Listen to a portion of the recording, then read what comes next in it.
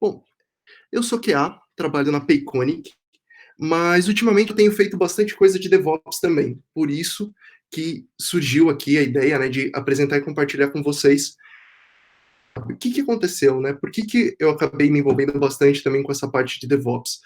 Minha primeira tarefa na Payconic foi criar um ambiente.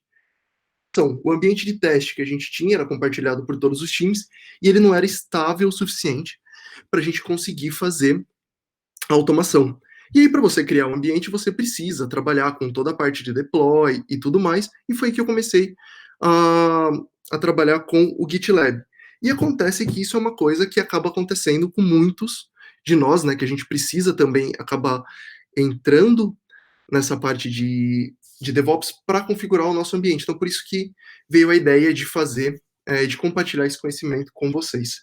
Eu espero que vocês aproveitem e se tiver alguma dúvida, por favor, vão mandando aí no chat. Eu peço uma ajuda ao Demis para ficar de olho ali nas perguntas e poder me ajudar depois.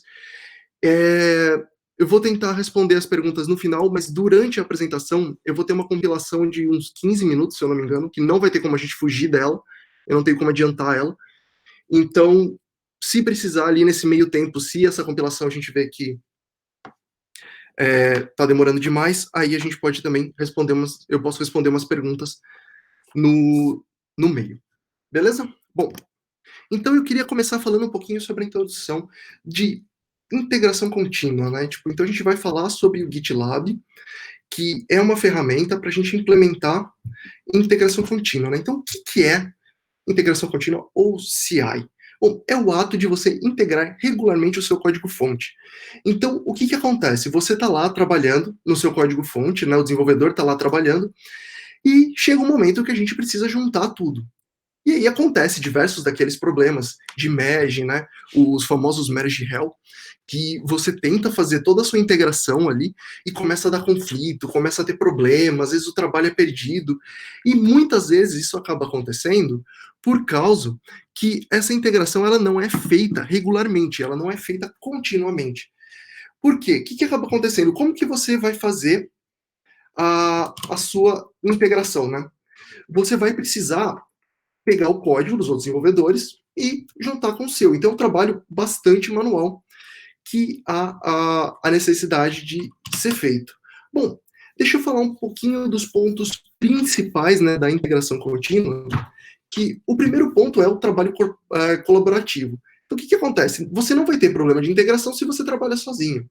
Então, toda vez que você tem aí um trabalho colaborativo, que você tem diversos membros no seu time, e todos eles utilizando o mesmo código, você vai ter que integrar com o trabalho de todo mundo para poder, né, vamos dizer assim, finalizar o seu desenvolvimento, a sua feature. E aí, um outro ponto principal é que a gente não vai conseguir ter uma integração sem um sistema de controle de versão. A gente não vai conseguir, de maneira alguma, fazer uma integração se a gente tiver que ficar comparando linha a linha, arquivo a arquivo. A gente precisa de uma ferramenta para fazer isso. Um outro ponto é que a gente vai precisar de testes unitários, né, e testes de integração. O que acaba acontecendo? Quando a gente integra o nosso código, que nem eu falei, às vezes a gente pode ter conflito. E a gente tem que decidir como que a gente vai juntar esse código. Então, muitas vezes a gente pode juntar ele errado. E se a gente juntar ele errado, como que nós vamos saber se juntamos errado, né? A gente tem que ter uma forma de saber. E aí é extremamente importante a presença dos testes. Então, sempre que for feita uma integração, nós precisamos rodar os testes de unidade e também os testes de integração. E aí, o que acontece? A detecção dos erros de integração, elas vão acontecer o mais rápido possível, porque você vai estar continuamente integrando. Então, o que acontece? Imagina o seguinte caso, né? Você tem o seu código, você está lá trabalhando, você cria, né, uma cópia do código, vamos dizer assim, que está em produção, e você está lá trabalhando.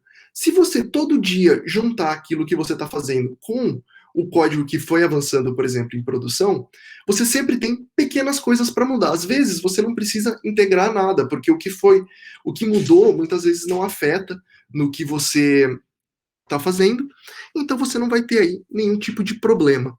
Mas imagina que você foi lá, começou a fazer uma feature, a feature é enorme, você não está fazendo uma entrega contínua, né? Você tá lá trabalhando e você ficou lá 2 meses fazendo isso. Então você mexeu em um monte de arquivo. O que acontece? Você vai ter aí provavelmente bastante dificuldade para integrar o seu código de novo. Então, como um ponto principal da integração contínua é que a gente sempre vai perceber esses erros de integração o mais rápido possível. Por quê? A gente está integrando sempre rápido e a gente está rodando os testes de unidade e os testes de integração. Então aqui um pouquinho o fluxo de como que funciona, né, a integração em si. O primeiro, a gente tem o desenvolvimento. Então nossa primeira parte aqui, o nosso desenvolvimento, onde as alterações são realizadas numa cópia, né, do nosso código principal, vamos dizer assim. Depois, a gente vai rodar os testes, então a gente precisa testar um novo código. Por quê? A gente precisa garantir que não houve regressão. Então a gente tem que testar se aquilo que a gente desenvolveu não quebrou nada, não teve nenhum problema. Aí nós vamos fazer a integração, nós vamos juntar o nosso código com a base principal e vamos testar de novo. E a gente tem que garantir que nessa integração os testes novamente são executados para garantir que a sua alteração que foi feita não vai afetar no código. Se não afetou, a gente vai juntar esse código com a base principal e aí nós temos a nossa integração. Bom, aqui eu quero deixar uma chargezinha, né, do XKCD, porque é muito famoso isso, né, muito conhecido, que a desculpa número 1 dos desenvolvedores para tirar um tempo, né, para ficar um pouquinho desligado do trabalho, é que o código está compilando. Por quê? Porque às vezes você tem um projeto muito grande que leva muito tempo para compilar, e às vezes a nossa máquina ela não tem um poder de, vamos dizer, de processamento focado para isso, né? Tipo, com bastante RAM ou com vários cores de processamento como a gente pode ter num servidor. E aí isso pode acabar demorando bastante. E se você tem que fazer esse processo manual, você vai levar muito tempo. Você vai juntar todo o teu código, aí você vai ter que compilar tudo, depois você vai ter que rodar todos os testes. Então isso às vezes pode demorar muito tempo. Conheço suítes de teste, né, que levam lá só 1 hora para rodar. Então imagina toda vez que você precisar integrar o seu código, você tem que esperar durante 1 hora para rodar os testes. Então é muito complicado. A integração contínua ela pode acontecer de forma manual ou automática, mas a gente vai ver que a forma manual é basicamente inviável. Se a gente tentar ficar fazendo essa integração manualmente por bastante tempo, a gente vai perceber que não tem como, é inviável. Então, vamos automatizar, porque como todo processo repetitivo, é importante que a gente automatize. A gente sempre é capaz de automatizar. Bom, como que a gente vai fazer isso? A gente precisa de 2 pontos principais. Como eu falei, a gente precisa de um controle de versão. Não tem como a gente fazer isso sem um controle de versão. Então a gente precisa aí de um SVN, do Git. A gente tem que ter uma forma de versionar os nossos arquivos e comparar eles e fazer a junção deles. E depois a gente precisa de uma ferramenta de integração contínua, que pode ser, por exemplo, Jenkins, tem CircleCI, Travis, ou o próprio GitLab CI, que é o que a gente vai ver hoje. Então a gente tem aí diversas opções de ferramenta. Então a gente precisa escolher um parzinho. A gente vai ver, já rolando aqui um spoiler, que vai ser o nosso parzinho, vai ser Git com o GitLab CI. Legal? Então, por quê? Porque a gente vai querer utilizar uma solução em conjunto. Então nós vamos estar usando Git, vamos subir o nosso código, né, no GitLab, e a gente vai usar uma solução integrada dentro do próprio GitLab, que é o GitLab CI. Legal? Aqui está o link do GitLab, depois para vocês darem uma olhada, se vocês quiserem entrar lá. Provavelmente muitos de vocês já conhecem, já utilizam. É uma ferramenta que tem crescido bastante ultimamente. E eu queria falar um pouquinho sobre o GitLab. Então, eles se definem como uma plataforma completa para DevOps, ou seja, é legal falar que o GitLab, a ideia dele não é ser somente um repositório, né? Um ambiente para você guardar o seu código-fonte, mas sim ser todo um ambiente de DevOps. Ou seja, você poder fazer sua integração contínua, você poder fazer a sua entrega contínua, que é uma entrega contínua, né? Então, imagina assim, nós estamos fazendo a integração contínua, então, de forma automática, nós vamos juntar o código, nós vamos testar e nós ah, vamos publicar ele na nossa, vamos dizer assim, no braço principal do nosso código. Então, se a gente juntou as alterações que foram feitas, a gente testou, a gente sabe que funciona, por que não já fazer o deploy dessa nova versão num ambiente de teste, por exemplo? E isso que é a entrega contínua. A entrega contínua ela está sempre aliada à, à integração contínua. Então, nós vamos fazer a integração e essa nova versão nós já vamos entregar. E tudo isso nós vamos ver que a gente pode fazer dentro do GitLab. Ah, um ponto interessante, ele é grátis, ele tem planos pagos, mas você consegue fazer basicamente tudo que a gente vai. Basicamente não, desculpa. Você consegue fazer tudo que a gente vai ver hoje aqui de forma gratuita. Você tem repositórios públicos e privados ilimitados, o que é uma coisa bem interessante na versão grátis. E você tem 2 minutos para executar os seus pipelines. Se eu não me engano, é por mês. Então você tem aí bastante tempo aí para rodar os seus pipelines. Se você precisar de mais tempo, sempre é possível atualizar o seu plano, mas é legal que se vocês quiserem mexer, quiserem brincar, quiserem testar, né, o que a gente vai ver aqui hoje, vocês podem fazer isso tudo de forma gratuita. Bom, e aí vamos falar um pouquinho do que é o GitLab CI. Então, são duas ferramentas diferentes, são ferramentas oferecidas numa mesma solução, GitLab, mas são ferramentas diferentes, né? A gente vai ver que tem o repositório, onde a gente vai guardar o nosso código-fonte, a gente vai ter o GitLab CI, que é a ferramenta que vai realmente executar as atividades que a gente precisa da nossa integração contínua. Então, ele é definido como uma ferramenta open source para CI e CD. Então, CI, Continuous Integration, integração contínua, e CD, Continuous Deployment ou entrega contínua. Então, nós vamos poder usar o GitLab CI para ambos. A execução do GitLab CI é baseada em runners. Bom, o que é um runner?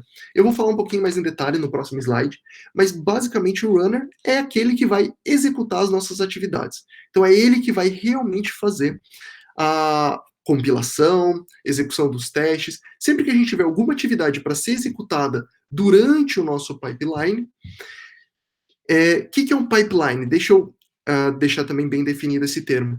Um pipeline é a ideia de vamos dizer assim, um túnel onde você tem diversos marcos no meio do caminho que você precisa passar por eles. E aí cada um desses marcos é uma atividade. Então, por exemplo, o primeiro marco vai ser compilar a nossa aplicação.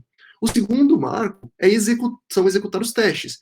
Vamos dizer assim, eu não vou executar o teste se o meu código não compila, ou seja, eu tive um problema na minha integração do código, então eu não vou nem perder meu tempo executando os testes. Por isso que a ideia de um pipeline é um túnel. Então você tem o túnel. Se você não passa do primeiro checkpoint, da primeira barreira, você nem vai para frente. Então, e cada uma dessas barreiras é executada por um runner. Então, é como se ele fosse ali vamos dizer assim, é o ponto onde a atividade vai ser executada e avaliada para a gente saber se a gente vai para a próxima atividade. Legal? E GitLab CI funciona por meio de um único arquivo. Então isso é bem legal. A grande vantagem da gente utilizar o GitLab CI integrado com o GitLab é essa facilidade de configuração. Quem aqui já usou Jenkins está acostumado que quando você tem o Jenkins, você precisa se preocupar em utilizar, você tem que configurar a máquina do Jenkins, muitas vezes você precisa se preocupar se você vai abrir isso para uma conexão externa ou não, se você vai abrir para uma conexão externa, você precisa se preocupar com configurar o acesso, né, senha, muitas vezes a autenticação, two-factor authentication, tem todas essas coisas de segurança que a gente precisa se preocupar. No GitLab CI, a gente não precisa se preocupar com nada disso, porque ele é integrado com o GitLab. Então, o GitLab já tem a forma de controle, né, de acesso dele para o código-fonte, e a gente vai ver que desse ambiente todo, a gente vai conseguir ter a informação que a gente precisa para o GitLab CI. Então, basicamente, a gente vai subir um arquivo de configuração junto com o nosso código, a gente não vai fazer mais nada, e o GitLab CI já vai começar a executar. Porque a partir do momento que ele vê aquele arquivo, ele sabe que ele precisa executar um pipeline. E aí, o que que é legal? Deixa eu falar um pouquinho do runner. Por que que só um arquivo resolve? Né? Que nem eu estava fazendo a comparação com o Jenkins. Quando você, por exemplo, vai executar um aplicativo Ruby na máquina do Jenkins, você sabe que você precisa configurar essa máquina para ter o Ruby instalado. Só que os runners, você pode executar ele de diversas formas.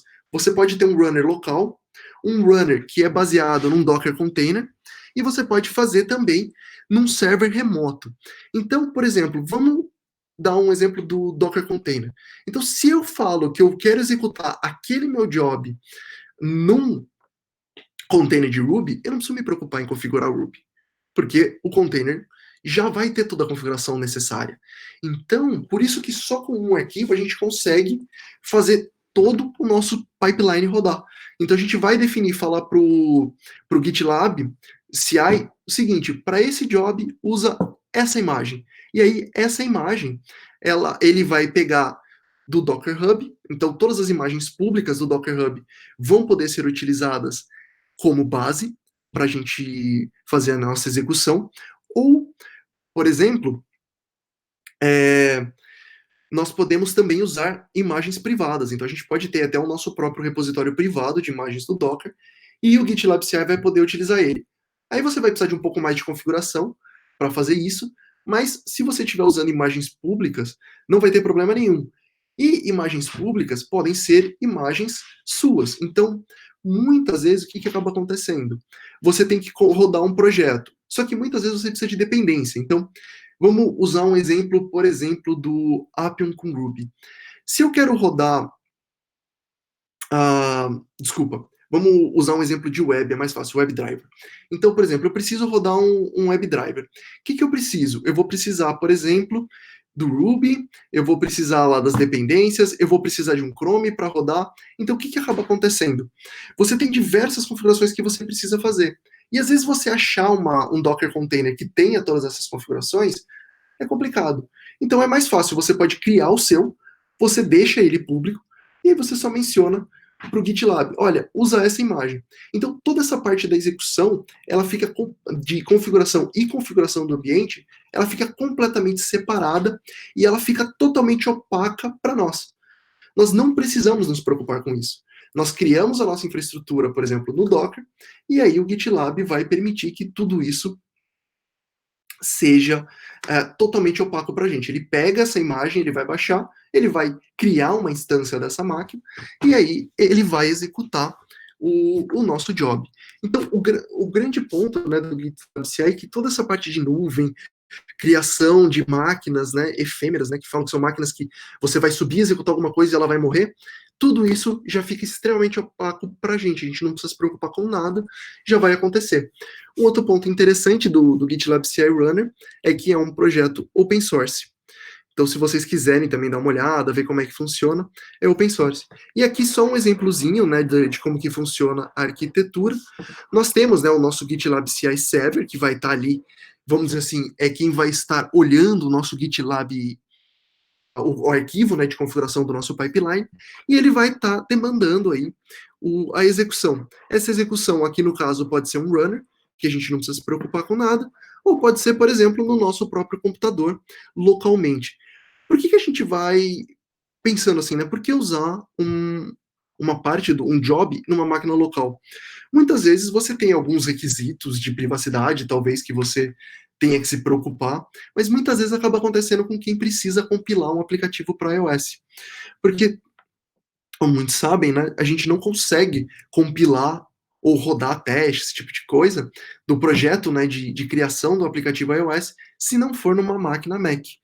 E aí, às vezes, você conseguir uma máquina Mac num cloud, às vezes acaba saindo muito caro. Então é muito mais fácil você ter uma máquina local que você conecta na internet e você coloca ele como uma instância aí, como um runner do seu GitLab.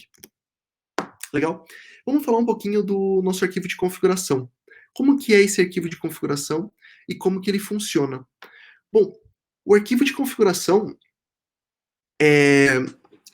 basicamente, você precisa de um nome. Então, se você chamar um arquivo dentro do seu repositório de .gitlab-ci.yml, ele já vai saber o GitLab já vai saber que esse é o arquivo de configuração do seu pipeline. Se você usar qualquer outro nome, você vai conseguir subir esse arquivo sem problema nenhum, mas você nunca vai iniciar o seu pipeline. É muito importante lembrar que precisa do ponto no começo. Por quê? O que acaba acontecendo, né? Como que funciona? O GitLab vai estar sempre olhando por esse arquivo. Ele achou um arquivo com esse nome, ele instancia o pipeline para você, ele faz toda a configuração do seu pipeline e já instancia uma máquina para rodar o seu job.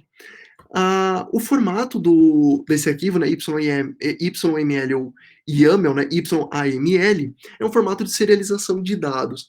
É como se fosse uma linguagem de marcação. No começo, o YAML significava Yet Another Markup Language. Uma outra linguagem de marcação. Mas eles começaram a mudar a ideia do GitLab, do YAML, e hoje eles falam que é um formato para serialização de dados. Mas basicamente é um formato bem legal que você pode utilizar para criar arquivos de configuração, para criar, para, vamos dizer assim, estruturar a informação da sua configuração, de forma que você consiga entender bem facilmente, né, uma forma de leitura bem humana.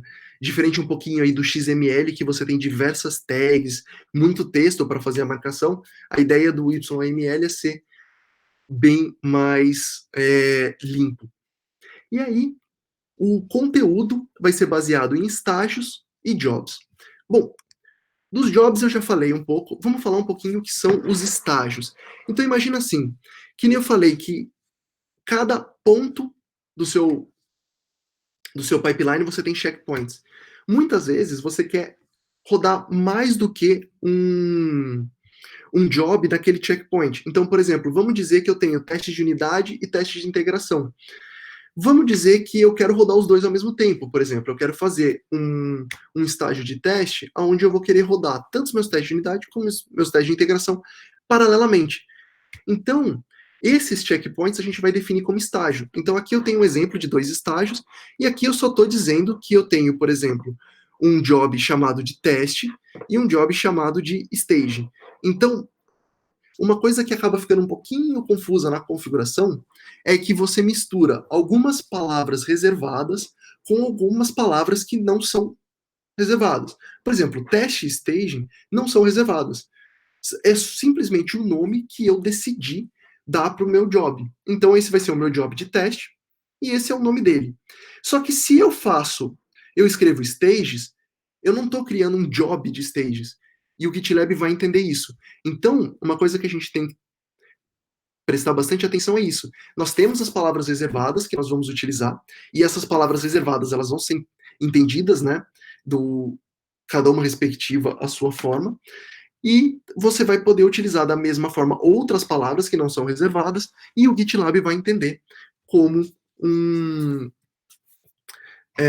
job, como você nomeando. Aqui no caso, por coincidência, eu coloquei o mesmo nome.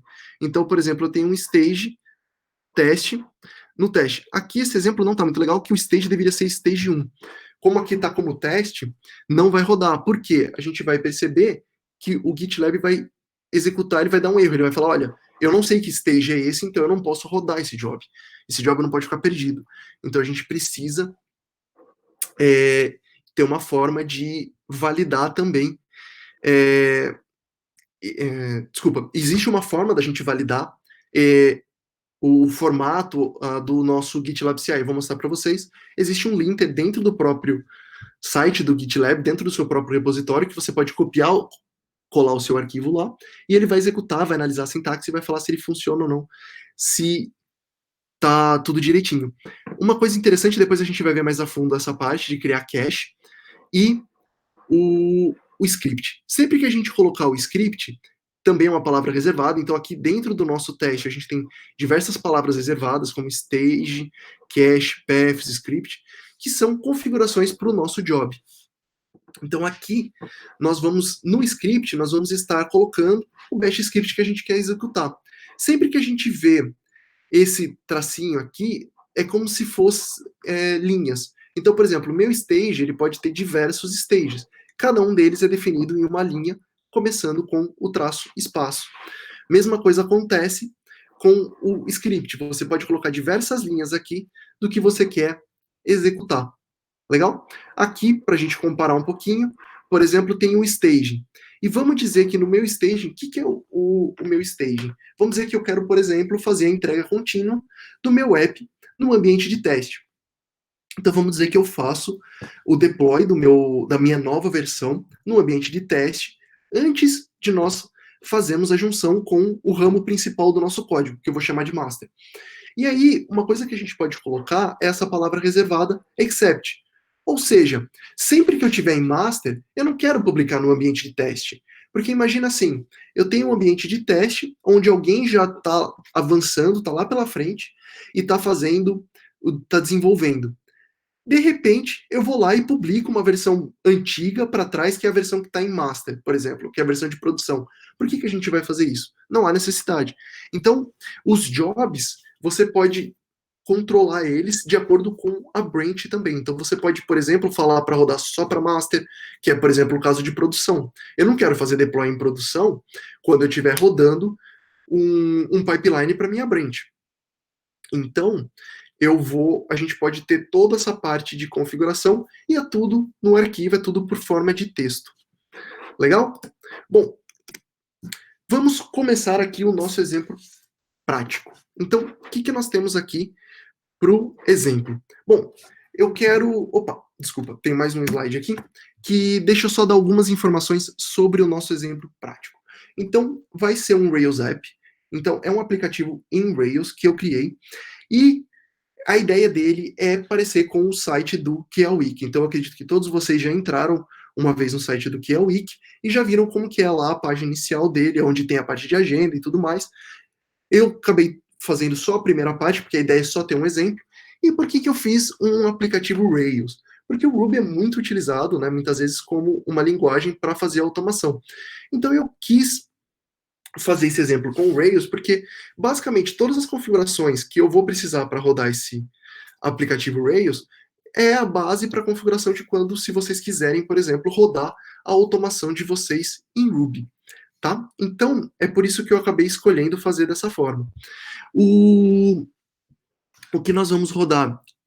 Esse aplicativo, né, ele tem essa página inicial, ele tem alguns testes de unidade, mentira, ele tem um teste de unidade nesse momento, um teste bem simples, mas a gente vai brincar um pouco, a gente vai adicionar alguns outros testes para a gente ver como é que o pipeline funciona, como que tudo acontece, e aí a gente vai fazer um deploy em um ambiente de testes e um ambiente de produção. Na verdade, eu vou ter um ambiente só, mas o que eu vou ter são dois aplicativos no Heroku. Um eu vou chamar de teste, um eu vou chamar de produção. E aí a gente vai fazer o deploy nesses aplicativos de forma independente. Legal? Se vocês quiserem consultar depois, tá aqui o endereço do repositório com o código desse exemplo, e ele vai ficar ali, ele é público, eu vou deixar ele lá, e esses slides também eu vou disponibilizar depois para vocês. Legal? Bom, vamos então dar uma olhada no nosso projeto. Bom, aqui eu estou com o README do nosso projeto, então é um projeto bem simples, eu acabei não gastando muita energia com ele. Eu vou entrar aqui no nosso terminal e eu vou mostrar para vocês aqui então a estrutura. Deixa eu aumentar um pouquinho a fonte, só para ter certeza de que todo mundo está enxergando. Legal. Vamos lá. Então, vou mostrar aqui como que funciona. Para quem já viu um aplicativo, um Rails App antes, vai ver que é bem parecido. O bom e velho parzinho, Genfile, Genfile Lock, que está presente em todo o projeto Ruby, e eles são extremamente importantes para o projeto Ruby, porque é a configuração de todas as nossas dependências. A gente tem a parte aqui do README, vai ter o nosso Makefile, que tem as nossas execuções, né, as tarefas que a gente pode executar, como, por exemplo, testar, rodar o servidor local, né, do Rails.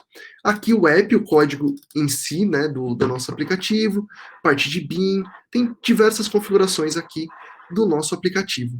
Legal.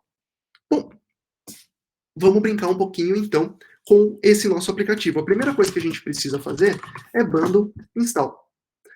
Legal, vocês viram que aqui o bundle install rolou super rápido, né? Então eu instalei aqui diversas dependências. Por que foi rápido? Porque eu já fiz isso antes, então eu já deixei a minha máquina preparada.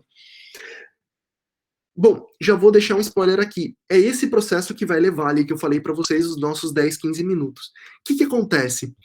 Lembra que eu comentei que as máquinas que o GitLab CI vai servir para, vai prover para a gente, elas são efêmeras. Então ele vai criar uma máquina do zero, baseada na imagem de Ruby, e aí nós vamos ter que instalar as nossas dependências e depois nós vamos executar as nossas atividades. Como que vai funcionar esse exemplo? Basicamente, tudo que eu estou executando agora, que eu vou executar de forma manual, a gente vai automatizar por meio do nosso arquivo de GitLab CI. Então eu vou mostrar para vocês quais são os passo a passo, como se a gente estivesse fazendo parte da nossa integração contínua de forma manual, e depois a gente vai automatizar. E aí o que, que vai acontecer? Se a gente rodar, né, voltando para o problema, né, dos 15 minutos, se a gente, toda vez que a gente pedir para rodar os nossos testes, e nós vamos precisar instalar todas as dependências. E isso demora bastante tempo, porque tem toda a parte de configuração e tudo mais que acaba levando um tempinho. Então, aquela parte do cache que eu deixei ali de exemplo, eu já vou configurar logo de cara, porque a primeira vez a gente precisa do cache. A gente precisa criar o cache, então ele vai demorar um tempo para configurar, mas logo depois, para as próximas vezes, o próprio GitLab ele vai conseguir fazer o download desse cache, e esse cache vão ser as dependências instaladas, então a gente vai conseguir fazer esse processo de forma muito mais rápida. A gente não vai mais precisar se preocupar em instalar todas as vezes. Mas uma vez não vai ter como fugir, então, vamos lá. Bom, primeira coisa que a gente vai fazer, então, nós já instalamos as nossas dependências, nós vamos fazer os nossos testes. Então, eu tenho um atalho aqui no meu terminal para facilitar um pouco minha vida, que em vez de eu digitar bundle exec, eu digito B. É sempre muito importante, toda vez que você está trabalhando em Ruby, se você tem, né, suas dependências, você tem um projeto, né, que depende de dependências, é muito importante que você use Genfile, que você instale elas por bundle install para gerar o genfile.log. É importante que você commite esses dois arquivos no seu repositório, no seu gerenciador de versão. E é muito importante que você sempre execute usando bundle exec, que é para garantir que você está usando exatamente as mesmas dependências que precisam. Legal? Bom, vamos rodar aqui os testes para ver o que acontece.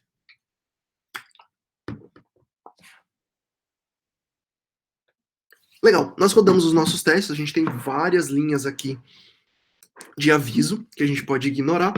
E o importante mesmo é esse pontinho verde aqui que está aparecendo, bem pequenininho, que significa que a gente rodou, né, fez uma execução, teve uma asserção só, então a gente só verificou uma coisinha e não falhou nada. Então os nossos testes estão passando. Olha que legal, a gente tem uma versão, tá rodando, tá funcionando.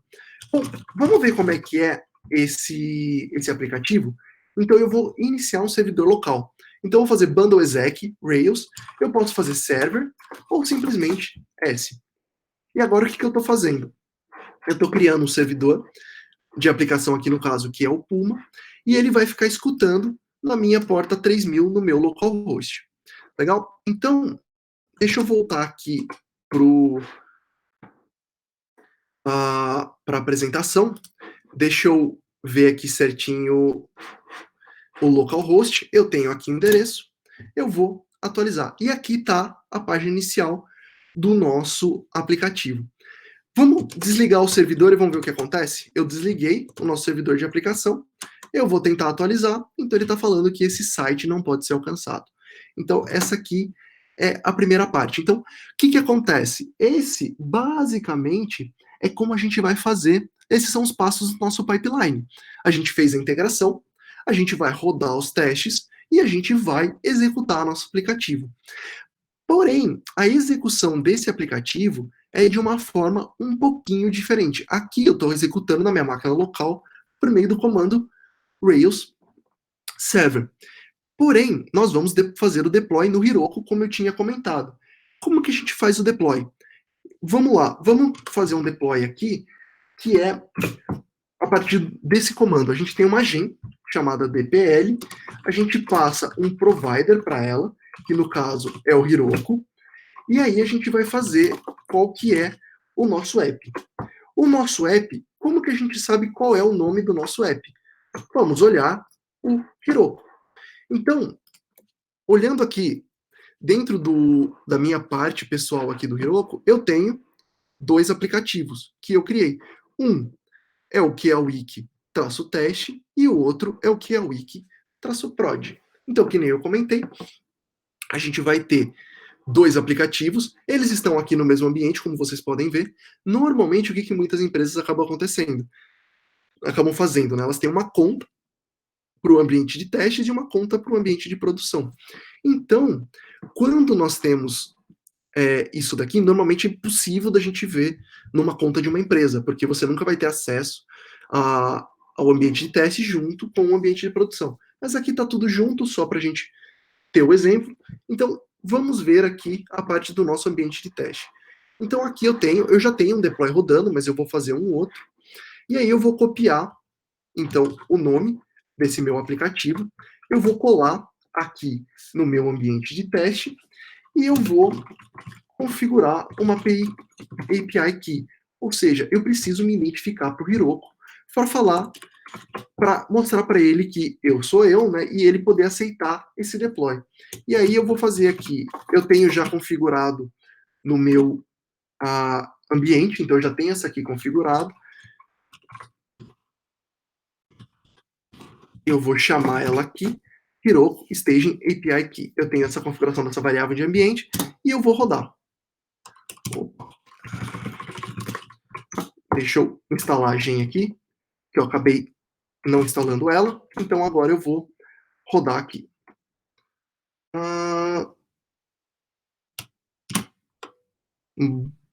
Legal. Por que ele não está gostando da minha API Key? Deixa eu tentar colocar aqui um desse. Não.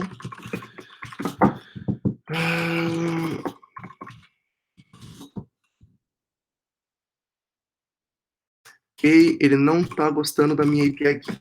Bom, vamos fazer o seguinte. Eu vou partir para frente, vamos continuar, porque o DPL para a gente não faz muito sentido. Vamos rodar, vamos continuar, e eu acredito que ele deva funcionar. Se esse problema acontecer no pipeline também, a gente dá uma olhada.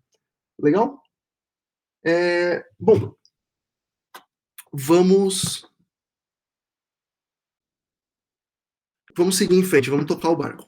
Bom, o que a gente tem então? Eu preciso rodar esse comando, que eu espero que funcione, né? A gente já tem uma opção aqui de que pode ser que ele não funcione, mas a gente tem uma parte importante aqui em cima que é rodar os nossos testes. Então a gente precisa rodar os nossos testes. Então vamos começar por isso no nosso pipeline. Então vamos começar agora definitivamente criando o nosso pipeline. Então eu vou aqui para o meu editor de texto e na raiz do projeto, é muito importante que a gente faça isso na raiz do projeto. Eu vou criar o arquivo gitlab-ci.yml. É o que eu tinha comentado. É só a gente criar nesse arquivo. Bom, eu vou criar o arquivo, eu vou salvar. Só que uma coisinha que eu vou fazer antes é voltar para o nosso repositório e eu vou criar uma branch de pipeline. Então, eu vou fazer git checkout -b pipeline. Então, eu criei uma branch aqui e eu vou fazer o push dessa branch.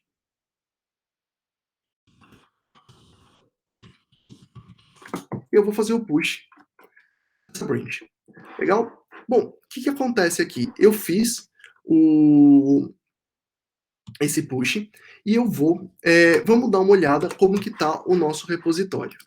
Então aqui eu tenho o nosso projeto, eu vou ver aqui, deixa eu aproveitar e também já aproveitar e apresentar um pouquinho a interface do GitLab para vocês, já que a gente está olhando aqui agora. Então, basicamente, é um website onde nós vamos ver os nossos arquivos. Então, aqui eu estou olhando para a página inicial do nosso projeto. Aqui eu posso selecionar quais são as branches. Então, eu tenho a minha branch master e eu tenho a minha branch de pipeline, que a gente acabou de criar. Então, eu já posso ver as duas aqui. Eu posso selecionar e ver quais são os arquivos diferentes. Nós vamos ver que os arquivos são os mesmos, porque a gente acabou de criar ela. Não existe nenhuma diferença. Aqui a gente pode ver toda a parte de os arquivos, quais foram os commits, quais são as branches, né, quais são os nossos os ramos, né, as ramificações do nosso código. Então a gente tem todas essas opções aqui, parte de tags, os contribuidores, tudo aparece aqui. Nós temos a parte de merge request, então sempre que a gente quiser juntar o nosso código com o ramo principal, a gente pode criar um merge request. Toda essa interface, toda essa estrutura está dentro do próprio GitLab aqui. E aqui a gente tem a parte de CI/CD. Você pode ver que a integração contínua e a entrega contínua já vêm juntos, porque eles sempre trabalham muito juntinhos, né? E aqui a gente pode ver, eu posso ver a visão por pipeline, ou eu posso ver por jobs, eu posso ver a parte do que foi agendado, né? E alguns gráficos. Se a gente olhar nos pipelines, a gente vai ver que não tem nada.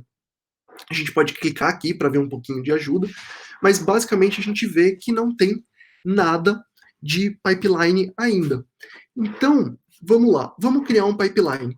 Vamos criar o nosso arquivo aqui. O que a gente vai fazer? Primeira coisa que a gente precisa fazer é configurar qual é a imagem que a gente quer rodar o nosso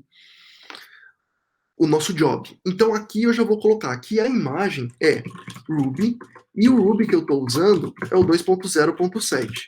Se eu voltar aqui para o terminal e eu fizer Ruby-B, vamos ver que a versão que eu fiz a aplicação é a 2.7.0. Então por isso que eu vou selecionar ela, para a gente não ter nenhum problema aí de incompatibilidade de versão na hora que a gente estiver rodando o nosso código.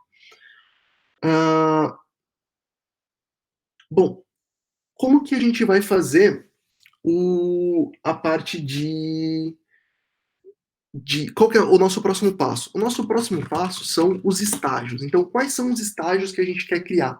Um ponto importante é que estágio a gente pode ter vários.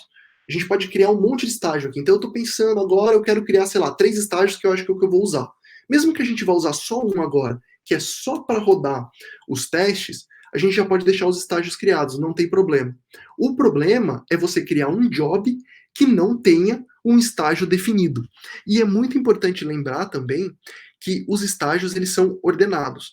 Então, se você falar aqui, por exemplo, que você tem um estágio chamado teste e depois um estágio que é chamado, por exemplo, de deploy teste, o teste vai rodar antes do deploy teste, simplesmente porque ele foi declarado antes. Se a gente fizer o invertido, a gente vai fazer o deploy e depois testar, o que não faz sentido nenhum.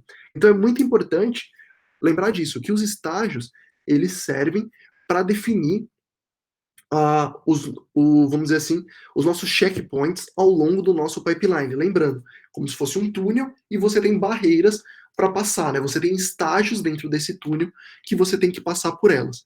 E aí você tem, então, o teste e você tem... Vamos deixar o deploy teste aqui, eu não vou mexer nele por enquanto. Legal. E vamos criar o nosso job. O nosso job eu posso chamar do que eu quiser. Eu posso chamar, por exemplo, de teste, posso chamar só de teste, porque tem o mesmo nome, não há necessidade, eu posso chamar do jeito que eu quiser. Vamos deixar só teste aqui mais curtinho. E aí, sempre importante, a gente precisa definir qual é o estágio. Por quê? O GitLab ele precisa saber quando que ele vai executar esse job. Então, um job tem que estar sempre atrelado a um estágio. Caso contrário, o GitLab ele vai te dar uma exceção, porque ele vai falar, olha, eu não sei quando rodar esse estágio, então você não pode... Desculpa. Eu não sei quando rodar esse job, então você não pode declarar esse job, porque eu preciso saber quando que eu vou rodar ele. Então, qual que vai ser o nosso estágio? Vai ser o teste. Se aqui eu escrever deploy teste, então eu não vou estar rodando nada no meu estágio de teste. O meu estágio de teste vai ficar em branco. Então é sempre muito importante isso. E lembrar que um estágio pode estar em diversos tipos de job. Então você pode ter diversos jobs por estágio, mas um job só pode ser executado em um estágio. Legal? Bom, aqui eu já vou colocar uma configuração um pouquinho mais avançada. Durante toda essa apresentação, eu vou tentar mostrar o problema e a gente vai resolver. Esse é o único que eu não vou fazer isso, porque é o que vai demorar bastante. Então, para já resolver o problema do cache, eu já vou deixar configurado. Então, em vez de eu mostrar o problema, eu vou falar o problema. O problema é, a gente tem que instalar as nossas dependências, e isso leva muito tempo. Se a gente não fizer isso já agora, a gente não se preparar agora, a gente vai ter que rodar pelo menos 2 vezes. A gente vai rodar uma vez, aí eu vou, por exemplo, rodar de novo, vamos dizer assim, a gente vai ver que vai instalar tudo de novo, e aí eu vou querer resolver o problema. A gente vai ter que rodar uma terceira vez. Porque um ponto muito importante, o GitLab ele só cria o cache se a execução foi realizada com sucesso. Então, se esse nosso job não for executado com sucesso, ele não vai guardar o cache. Então é muito importante isso, tipo, por quê? Muitas vezes você faz uma execução que quebra e o teu cache depende de algum arquivo que você gerou durante, vamos dizer, essa execução. Por que o GitLab vai substituir, por exemplo, um cache que está funcionando por uma coisa que não funcionou? Então, por isso que o estado final do seu job importa muito para o cache. Então, eu já vou deixar aqui configurado, porque a gente executa uma vez e ele já salva para as próximas vezes que a gente for executar. Bom, como que a gente configura o cache? Nós temos que passar os paths, né, os caminhos dos arquivos que nós queremos guardar. Pode ser mais de um, não precisa ser um só, a gente pode colocar quantos caminhos a gente quiser. O que acaba acontecendo? Eu vou criar um caminho aqui chamado de ponto barra cache. Por que ponto barra? Porque eu quero, no diretório corrente, ou seja, na raiz do meu projeto, eu vou criar uma pasta chamada de cache e eu vou colocar todas as dependências lá dentro, que é o que a gente quer armazenar para os próximos jobs. Então, como que vai acontecer na primeira versão, na primeira execução? Na primeira execução, o GitLab ele vai perceber que a imagem é a Ruby 2.7.0, ele vai provisionar uma máquina para a gente e ele vai tentar baixar o cache. Ele vai ver que não tem. Então ele vai continuar executando o job normal. Quando o job encerrar, ele vai olhar. Esse job foi encerrado com sucesso? Foi. Então ele vai pegar essas pastas e vai salvar no cache.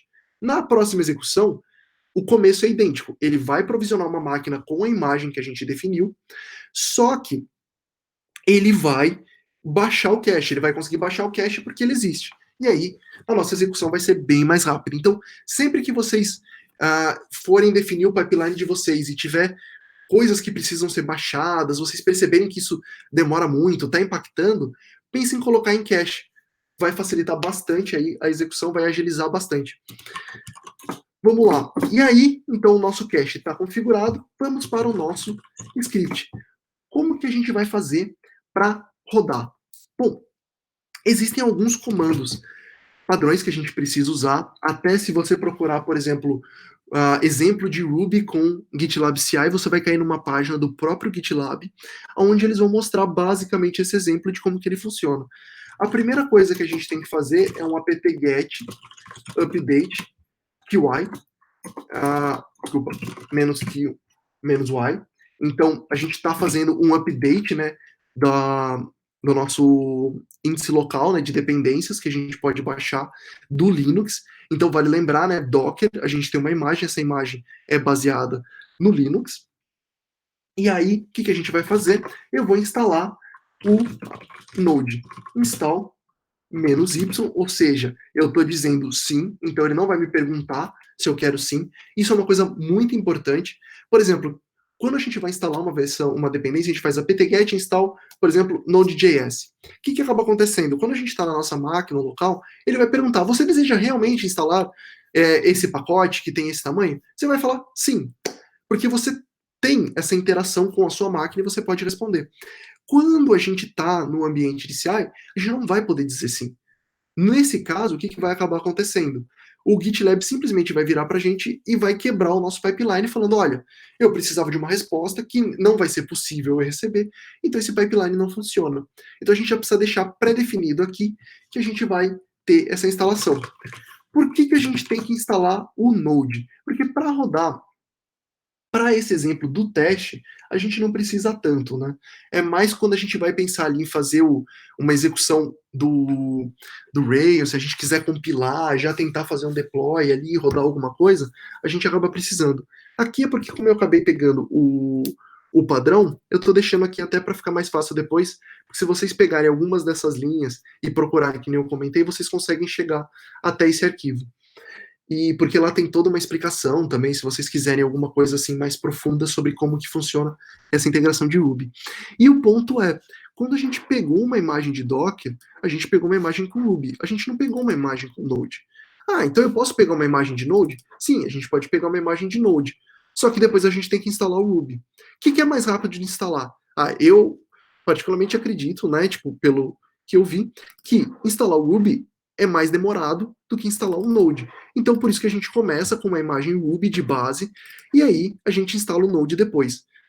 Mas eu posso criar uma imagem? Que nem eu comentei antes, sim. Se você quiser criar uma imagem que é, por exemplo, baseada em Ruby e já tem o Node, você pode fazer isso também.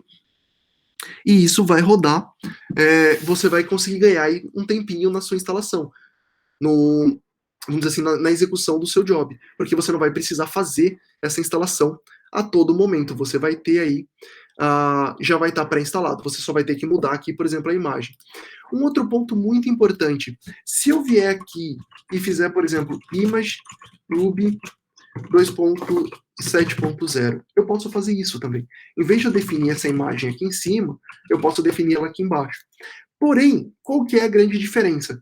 Quando eu defino aqui em cima, essa imagem ela vai afetar todos os meus jobs. Então, todos os meus jobs vão ter a mesma imagem. É como se eu fosse em todos os meus jobs e definisse essa linha. Como a gente vai ter 2 jobs, na verdade a gente vai ter 3, né? A gente vai ter o job para fazer o teste, o job para fazer o deploy no ambiente de teste e o job para fazer o deploy no ambiente de produção. Para fazer o deploy, a gente vai precisar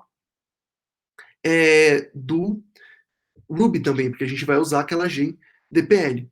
Então, o que acontece? Quando a gente vai usar essa gen, nós vamos precisar de ter a base Ruby também. Então, por isso que eu já deixei lá em cima, só para facilitar. Então, é como se a gente tivesse algumas variáveis globais, que é até meio feio de falar, né? Variável global não é uma coisa muito legal. Mas vamos dizer configurações globais, fica melhor. Então, é como se você tivesse uma configuração global que vai afetar todos os seus jobs dali para baixo. Legal?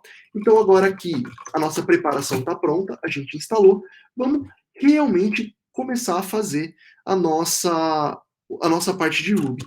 A primeira coisa que a gente vai fazer é mexer com a configuração do bundle. Então, aqui, o que eu estou fazendo? Eu estou criando a configuração de cache. Então, o que é o bundle, né? O bundle é um comando de uma gen chamada bundler. O bundler, ele é o gerenciador de dependências do Ruby. Por isso que a gente tem o bundle install, o bundle exec e tem o bundle config. Quando eu seto o bundle config para esse path, eu estou dizendo para ele, quando você instalar as dependências, instala todas as dependências nesse path aqui. Então, ponto barra cache, é importante que ele seja exatamente idêntico aqui. Porque o que acontece? Quando o GitLab ele terminar a execução, ele vai tentar pegar os arquivos da pasta. Se não tiver nenhum arquivo na pasta, ele não vai ligar. Ele só vai falar que nenhum arquivo foi encontrado, então nenhum cache foi criado. Então você precisa tomar bastante cuidado aqui. E tem uma pegadinha aqui que é muito importante, está bem pouco documentado no site do GitLab, que é o executor, né, o runner, ele só vai conseguir salvar o cache se ele estiver no diretório do seu projeto. Por isso que a gente está começando com ponto barra. Se a gente, por exemplo, imagina que eu fizesse sem o ponto. Então eu quero que no root crie uma pasta cache. Eu nunca vou conseguir salvar o cache, porque essa pasta está completamente fora do nosso projeto. E o runner não vai ter acesso para fazer cache dessa pasta. Então é muito importante aqui que a gente faça essa pastinha aqui. Legal?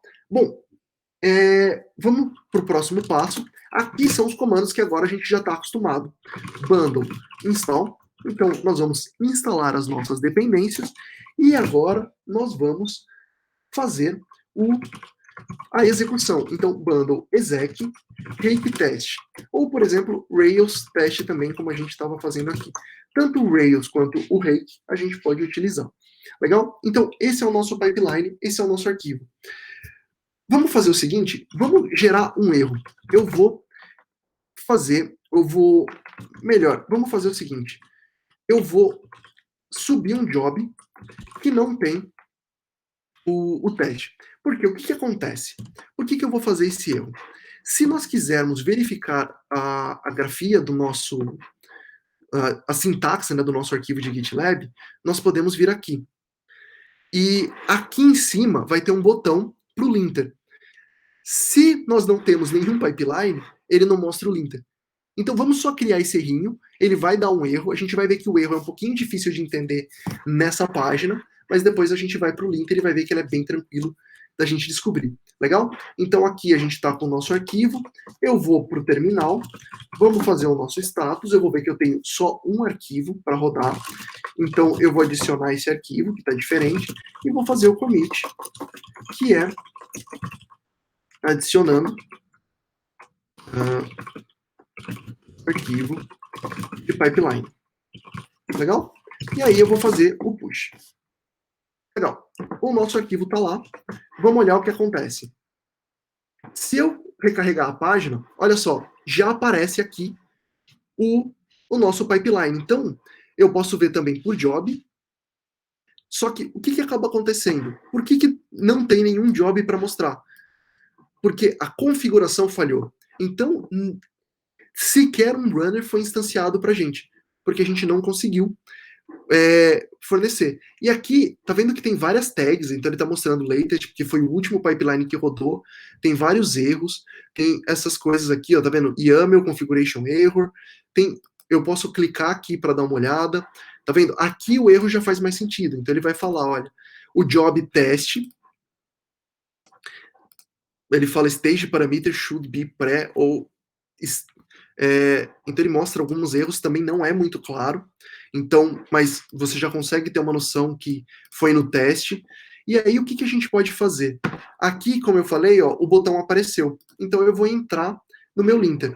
E aqui ele fala, coloca aqui dentro o conteúdo do seu arquivo. Então eu vou vir aqui, eu vou copiar o meu arquivo, vou voltar e eu vou colar.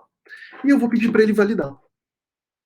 A hora que eu validar, ele vai mostrar aqui, por exemplo, que a sintaxe está errada. A mensagem de erro continua não sendo muito legal. Mas, como a gente já sabe o que está acontecendo, a gente sabe que é no job test, a gente viu, opa, eu não tenho o meu estágio. Então eu vou vir aqui e eu vou adicionar a teste.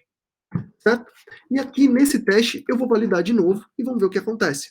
Olha só, tá verde, ele está falando que a sintaxe está correta, e a gente vai ver aqui, olha que interessante, ele mostra cada um dos nossos jobs para a gente de uma forma separadinha. Se a gente tivesse mais de um job aqui, ele ia mostrar. Por exemplo, vamos criar um outro job aqui, por exemplo, que nem eu falei lá do deploy no ambiente de teste. Então vamos chamar esse aqui de staging, ou vamos chamar de deploy teste mesmo, e eu vou aqui colocar, por exemplo, o stage deploy teste, e eu vou falar que o script dele é somente um echo hello, só para a gente ver a diferença. Quando eu pedir para ele validar, ele já vai falar, olha só que legal, eu tenho os parâmetros aqui e os valores. O parâmetro é o meu job, então eu tenho esse job aqui, e eu tenho esse outro job. Então tá vendo que aqui ele pega o nome, job, e depois ele passa o estágio. E aqui ele mostra o que vai acontecer. Aqui ele já mostra, por exemplo, aonde que ele vai rolar, aonde que ele vai rodar, se tem alguma exceção, ambiente, quando. Esse quando é bem interessante, é só no sucesso. Ou seja, se esse aqui falhar, esse aqui não vai rodar, porque eles vão na sequência e é muito importante que eles só rodam com isso. Existe um outro ponto também. A gente pode definir se nós vamos rodar um job automaticamente ou manualmente. E o que significa o manual? Significa que ele vai ter um botãozinho de play. E quando a gente clicar nesse play, a gente vai conseguir. É aí sim que o GitLab vai executar. Por que isso é legal? Imagina um deployment para produção. Muitas vezes, nós temos aplicações que, para fazer um deploy, elas precisam ficar fora do ar por algum tempo. E aí, o que acontece? A gente não vai fazer isso, por exemplo, no meio do dia, quando a utilização do nosso produto está no auge, né? Vamos assim, está no ápice da utilização dele. Normalmente a gente faz fora do horário comercial, muitas empresas fazem durante o fim de semana, ou na madrugada do fim de semana. Então a gente mas não é porque a gente vai fazer na madrugada, no fim de semana, que a gente vai deixar para integrar o código somente na madrugada. Isso a gente pode preparar antes. A gente não precisa deixar para fazer tudo ali na última hora. Então a gente já deixa tudo preparado, só que realmente clicar no botão e fazer o deploy é uma forma manual. Por padrão, todos os jobs são automáticos. Então se a gente não definir, caso ele não seja definido, ele vai ser automático, ele sempre vai rodar sozinho, tá? Bom, então vamos lá. A única coisa que a gente tem que arrumar é esse teste. Deixa eu voltar aqui para o meu arquivo de stages, vou colocar o teste aqui de novo, vou salvar e vou voltar para o meu terminal, vou adicionar esse arquivo e vou fazer o push. Então, git commit -m, eu vou colocar aqui erro corrigido e eu vou fazer o push. Vamos voltar aqui para o nosso GitLab e vamos ver o nosso pipeline. Então, a gente tem um erro corrigido e olha só, agora não tem mais erro e aqui a gente está rodando. Quando a gente clica aqui no nosso pipeline, por exemplo, nessa tagzinha, ele vai mostrar o pipeline. Então, ele vai mostrar o erro, a mensagem do commit para o qual ele está rodando. Então, isso é muito legal.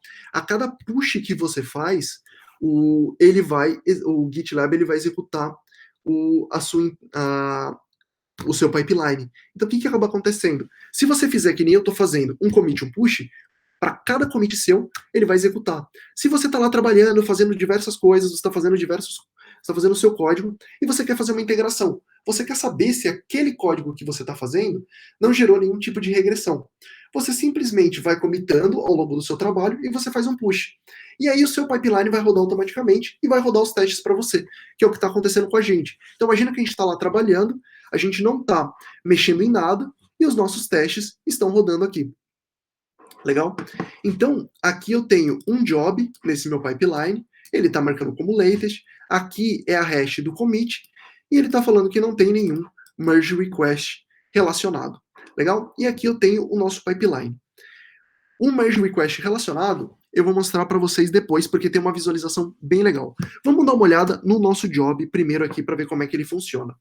Bom, primeira coisa, essa aqui é a nossa tela do job em si, e olha aqui, o que essa tela lembra pra gente? Um terminal, porque ela é exatamente uma representação do terminal dessa máquina. Então, essa máquina ela está executando, ela está fazendo diversas atividades, e todo esse output gerado, o GitLab está colocando aqui pra gente. Então é como se a gente estivesse acessando como se a gente tivesse uma janela para o terminal dessa máquina. Por que eu falo janela? Porque a gente não pode digitar código aqui. A gente só vai poder olhar ele. Legal? Então, o que acontece aqui? Então, a gente tem algumas definições, a gente tem algumas métricas aqui. Então, por exemplo, eu tenho a duração desse meu projeto. Por enquanto, ele já está demorando por 2 minutos. Ele tem um timeout aqui definido para 1 hora, por exemplo. Então quer dizer que se ele ficar tentando rodar por mais de 1 hora, ele vai matar. Ou seja, muitas vezes você tem algum erro que não libera o seu executor. E aí você vai ficar comendo o seu tempo, do que você tem de execução lá, os seus 2.000 minutos. E aí você não percebe, porque isso acontece de forma automática, você não está olhando o GitLab. Então você não vê que esse executor está pendurado. Então, para evitar esses problemas, por padrão, todo job tem um timeout de 1 hora. Legal? Aqui a gente tem algumas opções. Então, por exemplo, se você tiver no pipeline aqui ele vai mostrar os estágios. Então, por exemplo, eu quero ver nesse estágio o que aconteceu. Se eu quiser trocar de estágio, eu venho aqui. É que nesse momento o nosso pipeline só tem um estágio, porque a gente só tem um job. Legal? Bom, e aqui são as execuções desse job. Se esse job falha, a gente pode reexecutar ele. E aí, toda vez que a gente reexecutar, todas as execuções vão ser salvas aqui e a gente vai poder ver bonitinho. Eu posso cancelar. Então, por exemplo, eu percebi que o meu job está pendurado e não vai ir para frente. Eu não quero rodar. Eu vou e cancelo ele. Legal? Vamos dar uma olhada agora na máquina, o que está acontecendo. A primeira coisa que essa máquina diz aqui pra gente é que ele está rodando um runner nessa versão. Aí ele está usando o Docker, e aqui ele já fala pra gente que o executor do Docker está pegando aquela imagem que a gente pediu para ele usar, que é o UB270. Então aqui começa a execução do nosso executor. Aqui o GitLab ele está criando uma máquina e está fornecendo ela pra gente. Então aqui ele criou esse runner, aqui ele dá um ID para o runner naquele momento, e agora ele vai começar.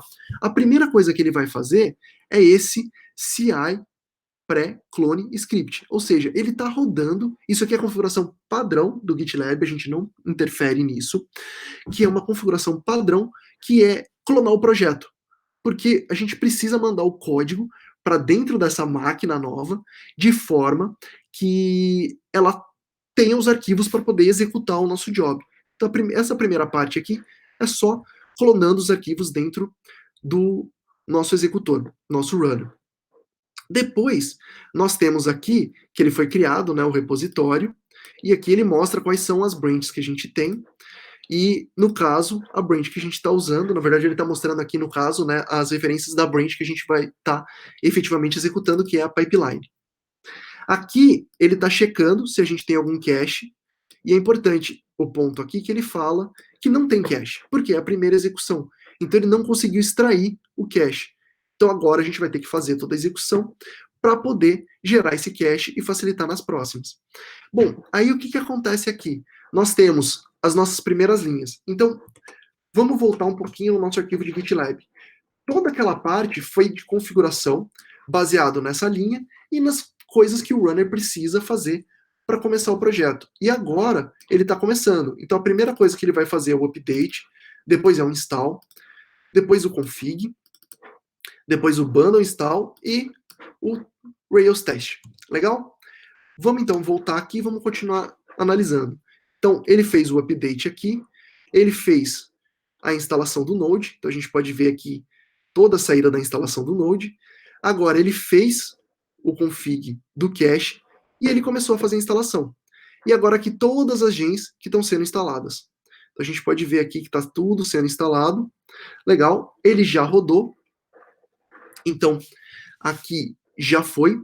Ele está fazendo o bundle exec do teste. E aqui ele está criando a nossa máquina. No fim foi mais rápido, eu estava falando em 10 a 15 minutos, na verdade ele rodou aqui em 5. Então a gente ganhou aí um tempinho, já foi legal. E aí, olha que legal aqui no final. Então ele rodou o nosso teste, tá tudo funcionando, tá tudo verdinho, então ele cria os arquivos de cache. E aqui, o que ele fez? O ponto cache, ele achou quase 7.000 arquivos aí que ele salvou para a próxima. Então ele cria um zip e ele salva isso para a próxima execução. E aqui a gente pode ver que o job foi um sucesso. Se a gente voltar aqui para o nosso pipeline, a gente vai ver que ele tem uma setinha checada aqui de que ele está funcionando. Vamos dizer que eu quero rodar esse job de novo. Só porque eu quero tentar, eu quero mostrar para vocês como é que funciona. Então, eu posso usar o botão aqui fora do nosso pipeline, ou eu posso usar esse botão aqui dentro. Quando eu clico aqui para ele reiniciar, o que ele está fazendo? Ele está esperando um dos executores começar a pegar esse meu projeto. E lembra aquilo que eu falei para vocês? Aqui, ó, vocês conseguem ver toda a parte do meu histórico de execução. Então, se eu clicar aqui, eu vou ver esse nosso job que a gente rodou primeiro. Se eu clicar aqui, eu vou ver o job que está rodando agora.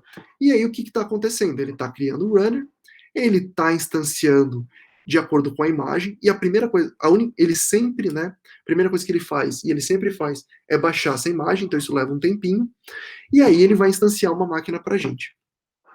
Legal? Vamos deixar ele rodando aqui, depois a gente analisa como é que funciona esse código. Uma coisa que eu quero mostrar para vocês que a gente vai precisar é configurações. Deixa eu mostrar algumas das configurações que a gente tem para fazer no ambiente de CI/CD. Lembra que para fazer o deployment no Heroku, eu preciso da minha API Key. E é uma tremenda quebra de segurança se você comitar a sua API, se você colocar a sua API Key, principalmente em arquivo aberto, né, sem nenhum tipo de criptografia, no seu repositório. Então você está falando. Você falar que, olha, para você fazer o deploy dessa aplicação, você vai usar essa aqui e você coloca isso junto com o seu código-fonte. Isso é uma tremenda falha de segurança. Então a gente não pode misturar isso, a gente tem que fazer isso de uma forma que fique mais seguro. E uma dessas formas é, vindo nas configurações de CI/CD do GitLab, a gente pode definir todas as variáveis de ambiente que a gente vai ter para o nosso projeto. Ou seja, sempre que um GitLab runner for instanciado, essas variáveis vão estar no ambiente dele, o GitLab vai garantir isso para a gente.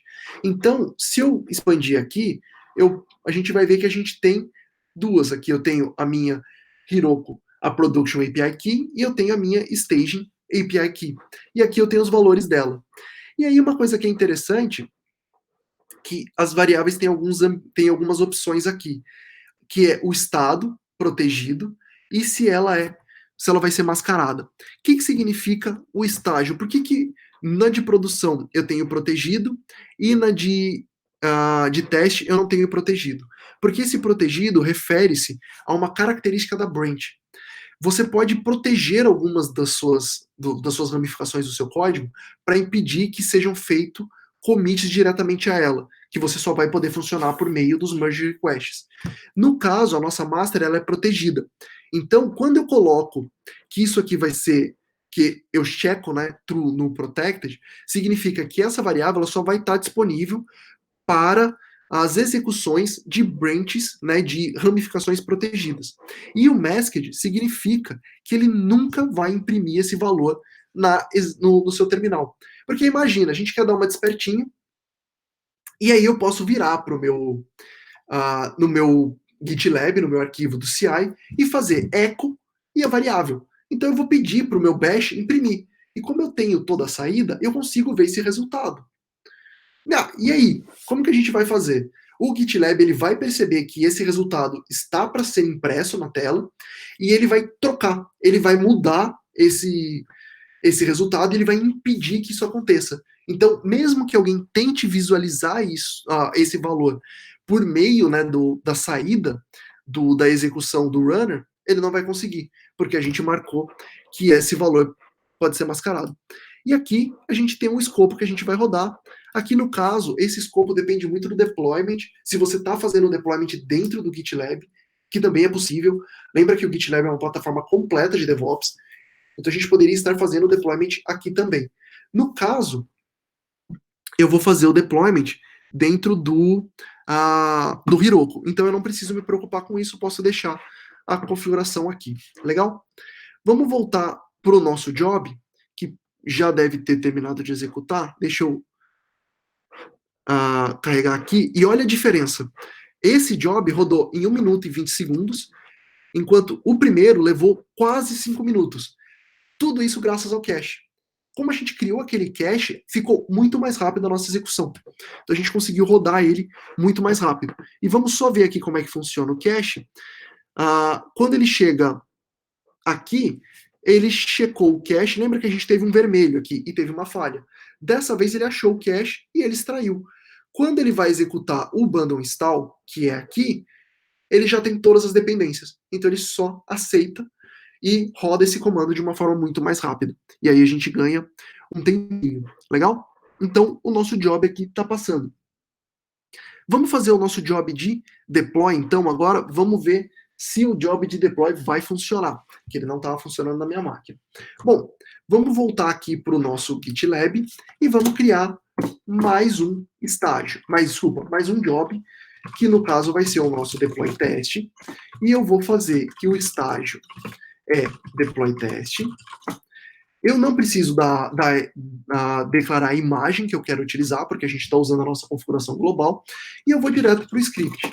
Então aqui eu vou fazer o script que eu quero rodar. E esse script vai ser, a primeira coisa, é ginstall a DPL, então eu preciso instalar essa gen de deploy para poder fazer essa execução. Aí eu vou fazer a minha DPL provider Heroku,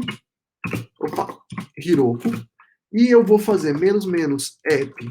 Aí no caso é o nosso, desculpa, aqui é igual, é o nosso QA wiki teste, e API key que não estava funcionando, vamos ver se agora aqui ele vai rolar, e Heroku teste, era staging, né, que a gente estava usando, API key, certo? Vou salvar. O que eu vou fazer? Primeiro, muito importante, eu vou copiar esse arquivo inteiro, eu vou voltar para o meu GitLab, eu vou verificar o meu linter e eu vou ver se ele funciona.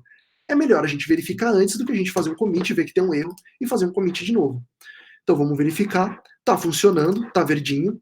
Então agora, opa, eu vou voltar aqui para o meu terminal. Então eu tenho só o meu GitLab. Esse arquivo segundo aqui significa que eu não salvei. Então deixa eu salvar ele aqui só para ter certeza. Então agora o arquivo está salvo.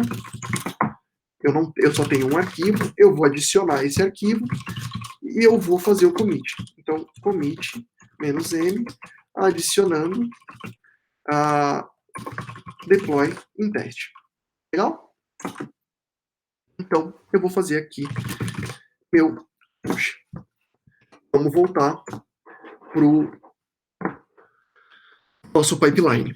E olha só que legal, agora a gente já tem duas bolinhas. Porque antes eu tinha um estágio só porque eu não tinha nenhum job, então o GitLab nem mostrava para mim esse job. Agora eu tenho duas bolinhas, uma é teste e a outra é deploy teste. Então eu já tenho os dois aqui. Tenho a opção de cancelar meu pipeline, mas não é esse o ponto, né? Vou clicar aqui do lado para a gente ver a configuração do nosso pipeline, e aqui eu tenho o teste e o deploy teste. Bom, o teste a gente já viu rodar, não faz sentido pra gente, não interessa. Vamos fazer uma coisa antes. Aqui vocês podem ver que ele está falando que nenhum merge request foi encontrado. Vamos criar um merge request para essa branch. Como a gente acabou de fazer um push para ela, o próprio GitLab já reconhece e mostra aqui um botãozinho para a gente criar o nosso merge request. Então eu vou criar, vou chamar de pipeline. Para ser mais rápido, não vou colocar nenhuma descrição, não vou mexer em nenhuma configuração, eu só vou fazer que eu quero deletar essa branch quando eu fizer um merge, e eu quero juntar todos os commits em um commit só, para não ficar sujando a minha master com um monte de commit. Então eu vou fazer aqui, eu vou criar meu merge request, e olha só que legal. Como eu criei esse merge request e eu tenho um pipeline para ele, eu tá configurado e tá rodando, eu tenho a informação aqui em tempo real do que está rodando. Então, sempre quando for acontecer um code review, né, quando alguém estiver olhando o código, estiver vendo o que está acontecendo, ele vai saber exatamente a execução do pipeline. E tem um botão bem interessante aqui, que é fazer a junção quando o pipeline for sucesso. Então, como o pipeline, a ideia do pipeline é você rodar os seus testes, quando roda os seus testes e está sucesso, muitas vezes você pode fazer um merge. Como a gente não tem nenhum approval necessário aqui, a gente pode deixar isso apertado. Se o pipeline for executado com sucesso, ele já vai fazer um merge automaticamente, um merge do código automaticamente. Eu não vou fazer isso agora porque a gente tem mais um job para adicionar, que é o de produção. Legal? Bom, e daqui eu posso ir direto para o meu job. Eu posso ir para o meu pipeline, que era aquela visão que a gente estava tendo antes. E aqui, olha só que legal, eu posso ir direto para o meu merge request também, que agora ele já reconhece. E eu tenho a opção de ir direto para o meu job daqui. Então eu quero ver o meu job rodando. Bom, olha só que interessante, acabou acontecendo que na minha máquina a DPL não estava funcionando, mas aqui, por algum motivo, ele não reclamou. E aí ele já começou a fazer a instalação e ele mandou para o Heroku. E aqui são todas as informações que o Heroku está fornecendo para a gente. Que ele está compilando, o que está acontecendo, o deployment. Aqui ele está fazendo todas as instalações de novo. E isso aqui a gente não tem como lidar, porque isso tudo é dentro do servidor do Heroku. E ele está criando toda a instalação lá para a gente, já fazendo a publicação. Legal? Então a gente tem que esperar aqui, por enquanto, para ver isso como funciona. Bom, tá vendo que tá andando, não vou me preocupar com isso, vamos deixar ele rodando e vamos continuar mexendo com o nosso teste para a gente ganhar um tempo. Tem uma configuração que eu quero adicionar aqui, que é a seguinte, eu quero fazer except, e aí eu vou falar qual que é a minha exceção. Então, eu não quero que esse job seja executado na master. Por que isso? Porque é o meu job de teste. Quando eu estiver na master, eu quero mandar para produção. Eu não quero fazer nenhum tipo de deploy em teste quando eu estiver na minha branch principal, né, no meu ramo principal, na minha master. Então eu estou criando essa exceção. E vamos já criar também o nosso deploy de prod. você que o deploy de prod, ele é muito parecido com o nosso deploy de teste. Por quê? Porque os dois são muito basicamente são deploys no Heroku.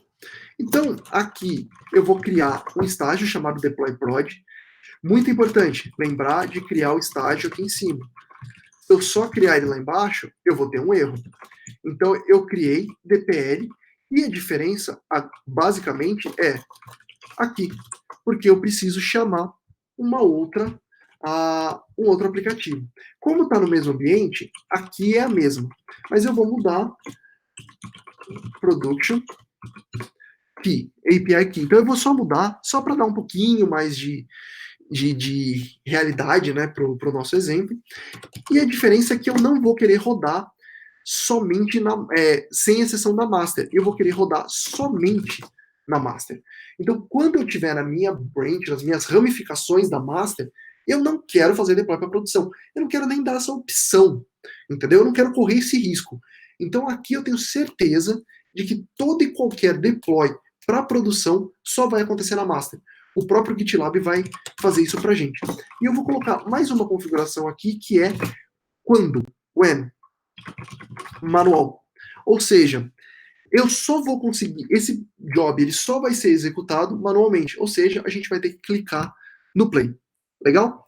Então eu tenho a minha configuração aqui, vamos copiar esse arquivo, vamos voltar para o nosso GitLab. Que legal, nesse meio tempo o nosso job já foi um sucesso, a gente já olha o Heroku, vamos só garantir que esse arquivo está funcionando.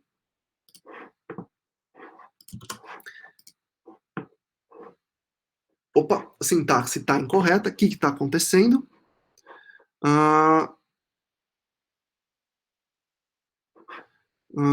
Que eu errei? Acho que, na verdade, desculpa, eu acho que é assim. Deixa eu ver. Isso. Na verdade, eu fui na onda do onde ali e eu criei a configuração errada. Então, a configuração é desse jeito. Por isso que é sempre importante a gente verificar a nossa sintaxe. A verificação está lá, esse arquivo está funcionando e ele está bonitinho aqui, está salvo. Vou voltar para o meu repositório, vou adicionar esse aqui, vou fazer o commit e vou falar adicionando deploy prod.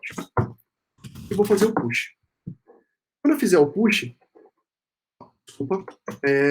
desculpa de novo, eu vou olhar aqui no CICD. O que está acontecendo? Já criou um novo deployment aqui, eu tenho o teste que está rodando e eu tenho o meu deploy teste. Não tem nenhuma menção ao meu deploy prod.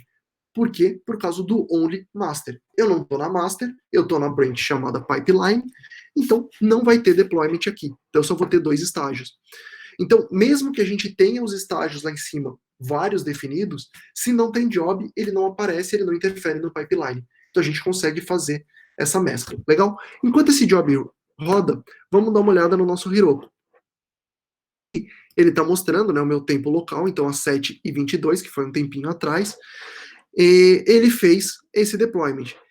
Então, funcionou, está aqui, rodou, e se eu fizer o Open App, eu vou ver exatamente aquele mesmo aplicativo que a gente tinha. Legal? Então, eu vou aqui, eu consigo ver bonitinho o que está acontecendo. Vamos fazer um outro exemplo. Enquanto esse job roda, uma coisa muito importante, muitas vezes o GitLab ele dá uma enroscada nessa atualização desses símbolozinhos. Vocês podiam ver que ele estava azulzinho aqui, a hora que eu fiz o refresh da página, ele foi para verdinho. Então, muitas vezes, você fica esperando e o pipeline já está ali, já parou de rodar faz tempo e você nem percebe. Porque acaba acontecendo aí dele simplesmente só não estar atualizando a página. Bom, vamos fazer o seguinte, a gente pode rodar quantos pipelines a gente quiser. Então eu posso rodar diversos pipelines em paralelo. É um pouquinho ruim quando a gente pensa numa questão de deployment. Porque se eu estou rodando vários pipelines em paralelo, muitas vezes eu vou ter problema ali com o meu recurso para deploy. No caso, o Heroku, porque ele é um só. Mas, como já está fazendo o deployment, provavelmente quando a gente terminar, e nesse exemplo que eu vou fazer, ele vai ser um pouquinho diferente, vamos gerar um erro na nossa aplicação. Então, eu vou abrir aqui teste, controllers, e eu tenho o teste da minha página inicial.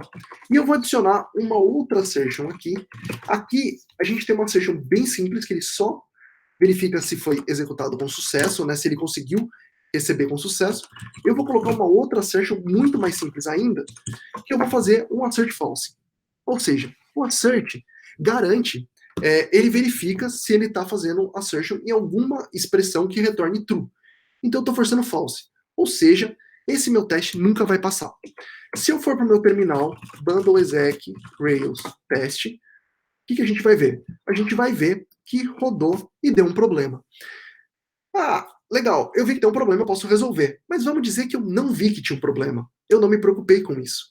Eu simplesmente fui lá, fiz o meu código, então aqui eu tenho meu novo teste, eu vou adicionar o meu código e eu vou fazer o commit do meu super teste fail. Então eu vou quebrar a minha branch e eu vou fazer um push aqui. Vamos voltar para o nosso GitLab. O que a gente vê aqui, ó, que ele está executando em paralelo. Deixa eu fazer uma atualização da página só para ver se ele já terminou. Não, ele está executando. Então, lembra que a nossa execução, ela depende de runners. E esses runners, eles são máquinas que estão na cloud. Então, o que acontece? Enquanto você tiver tempo para executar e você tiver runner, o GitLab tiver runner para te disponibilizar, você consegue rodar.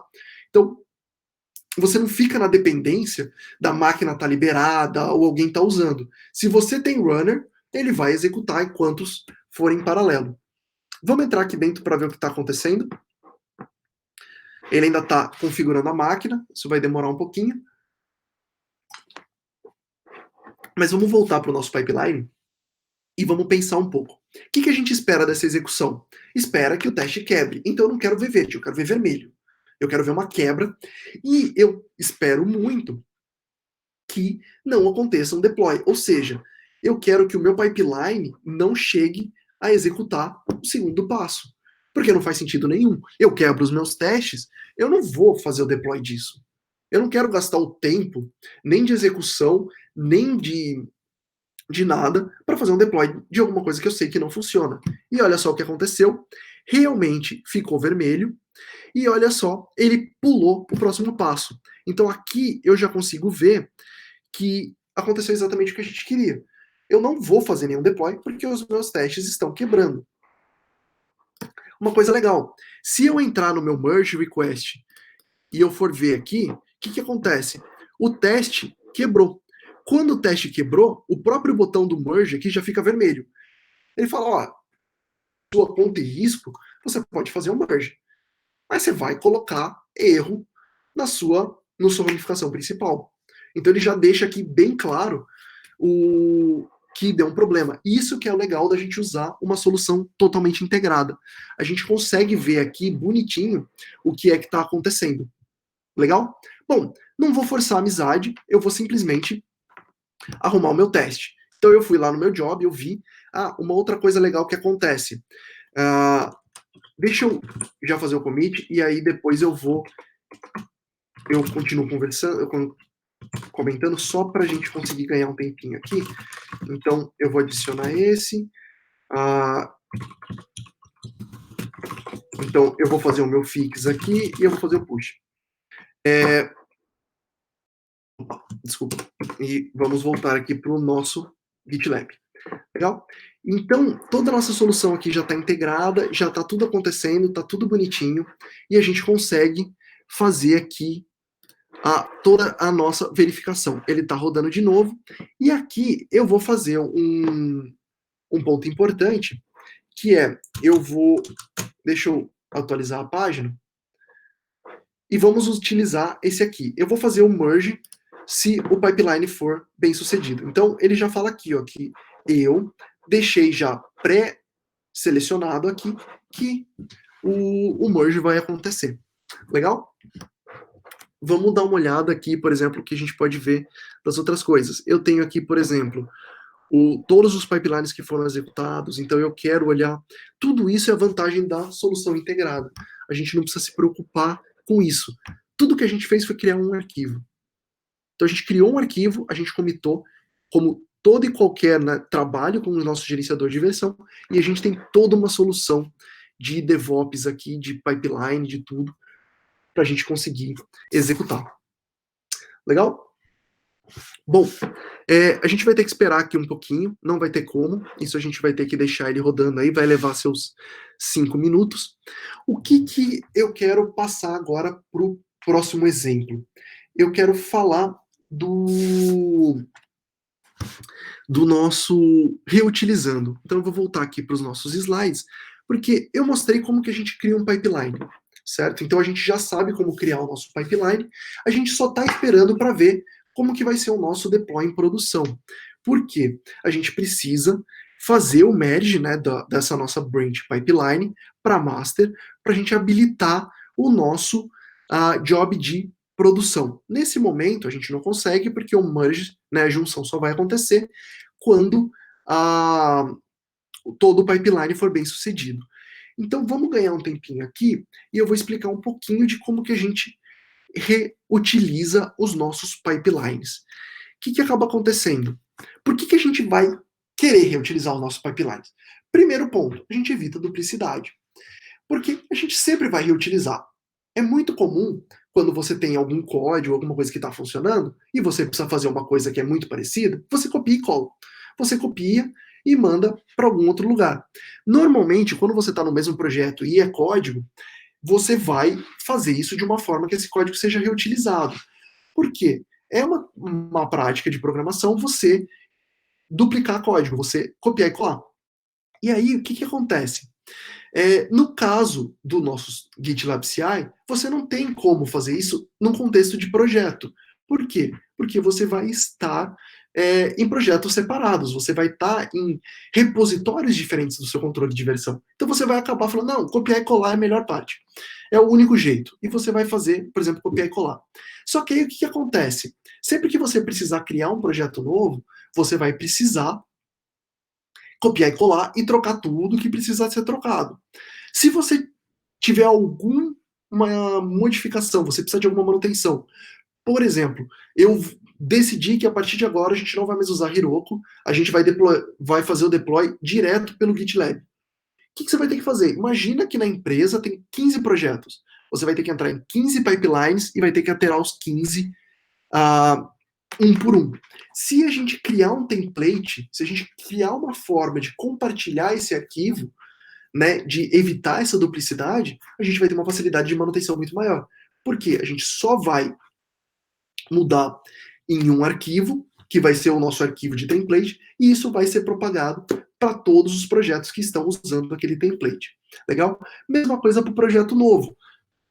Por quê? Quando você tem um template, você vai ter somente as configurações que você precisa mudar, elas vão estar claras, vai ser mais fácil de você verificar isso. Você só tem que mexer em alguns pontos. Muitas vezes você tem um arquivo de CI com 100, 200 linhas, e você tem que ficar lendo linha por linha para poder descobrir que linha que você tem que mexer.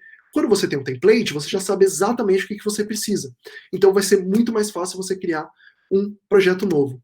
Bom, vamos fazer um exemplo prático? Antes, vamos ver se já rodou. Já rodou. Então o nosso pipeline foi bem sucedido. Se a gente voltar para o overview, o merge aconteceu. E vocês podem ver que aqui está rodando um outro pipeline. Então eu tenho um pipeline antes, eu tenho um pipeline depois.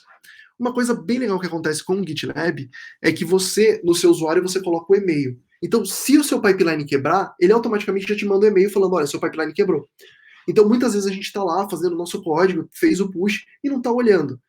Então, você não precisa ativamente ir até o repositório para ver. Na verdade, o próprio GitLab, ele vai te avisar que você teve um problema ou não.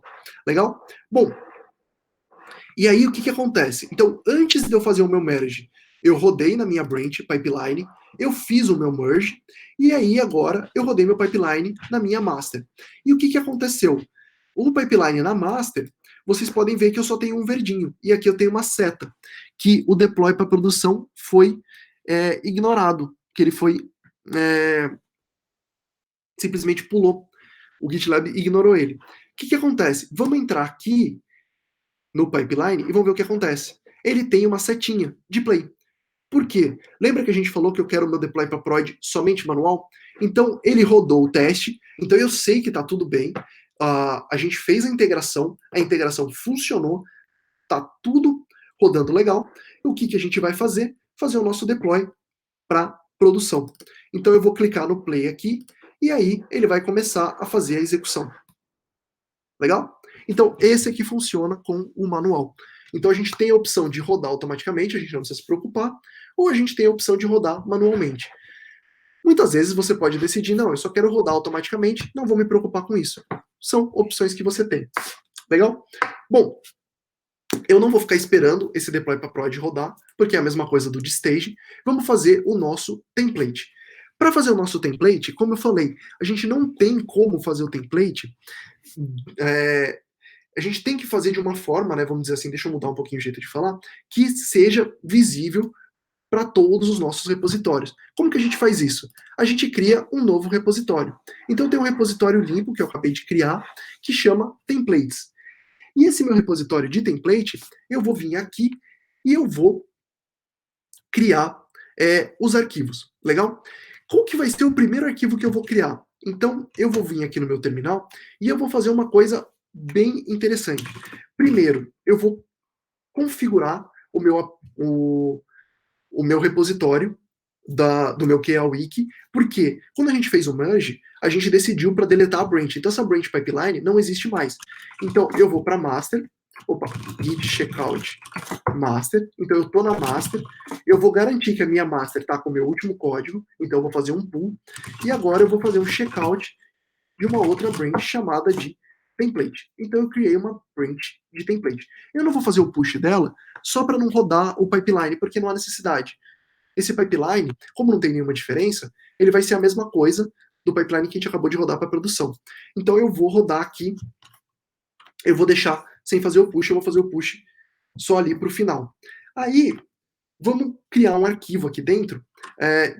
Aí vamos para o nosso repositório de templates, que é um repositório vazio. Qual que vai ser o arquivo que eu vou criar aqui dentro? Eu vou fazer um move, então eu vou mover um arquivo que é o meu GitLab CI do repositório do QA-Wiki para cá. Então, eu tirei de um repositório e eu trouxe para cá. Quando a gente tem o ponto na frente, é um arquivo oculto em Unix. Por isso que quando eu coloquei o ls aqui, ele não apareceu. Então, eu estou colocando para ele exibir tudo e a gente consegue ver ele aqui. E eu vou mudar o nome dele. Por exemplo, em vez de eu chamar de GitLab CI, eu vou chamar ele de Heroku. Ou, por exemplo, eu vou chamar de, melhor dizendo, Ruby Pipeline, ou GitLab CI. Esse nome, a gente pode dar o nome que a gente quiser, não tem problema. A única coisa que só é bom a gente não chamar ele de .gitlab CI, senão o GitLab vai achar que esse é um arquivo de configuração para o pipeline desse repositório. O que não é verdade, ele é só um template. A gente não quer exatamente que esse nosso repositório de template execute algum pipeline. Bom, aqui eu vou fazer um checkout numa branch, por exemplo, eu acho que nesse repositório eu não estou com a branch protegida. Deixa eu dar uma olhada, porque a gente já faz direto na master, não precisamos, a gente não precisa se preocupar muito com git flow aqui. Então, eu vou adicionar esse arquivo, eu vou fazer o commit, então é o meu template de pipeline, eu vou fazer o push aqui. Deixa eu ver se essa branch está protegida ou não. Legal, a branch não está protegida, então a gente já conseguiu fazer. Se eu fizer um refresh aqui, a gente vai ver que a gente tem esse arquivo, que eu já vou salvar um nome aqui, para a gente não ter problema. Aqui ele mostra qual que é o arquivo aqui dentro, e se eu clicar, e se a gente olhar os pipelines, a gente vai ver que não tem nenhum pipeline, porque o arquivo não chama GitLab CI. Bom, vamos voltar agora para o nosso projeto, e a gente não tem mais um arquivo .gitlab CI aqui. Então vamos criar ele de novo. Opa! na verdade, tá, deixa eu fechar ele aqui. Isso. É que como eu já estava com ele aberto, então GitLab CI.yaml. Pronto. Agora a gente tem o nosso arquivo novo. Se a gente olhar no nosso repositório, eu vou voltar aqui para o que é o wiki, e eu vou ver o status. Eu vou ver que a gente modificou o GitLab CI, e se eu fizer o diff, ele vai mostrar que a gente apagou tudo. Então, o que eu vou fazer agora? Eu vou vir aqui e, ao invés de colocar todos aqueles arquivos, tudo que a gente tem que fazer, eu vou usar uma palavra reservada chamada include. Então, eu vou incluir, eu estou incluindo um template. Aí, como que eu faço para incluir um template? A primeira coisa que eu preciso fazer é falar um projeto. E aí, esse projeto que eu estou fazendo vai ser o meu usuário, que a gente pode pegar por aqui. Então, eu posso copiar. Então, se eu vier na página principal, fica até mais fácil. Então, eu tenho essa URL, então eu preciso dizer para o GitLab qual que é a URL do projeto. O que é legal? Significa que se o projeto for público, você pode usar o template de qualquer outro projeto, não precisa necessariamente ser seu.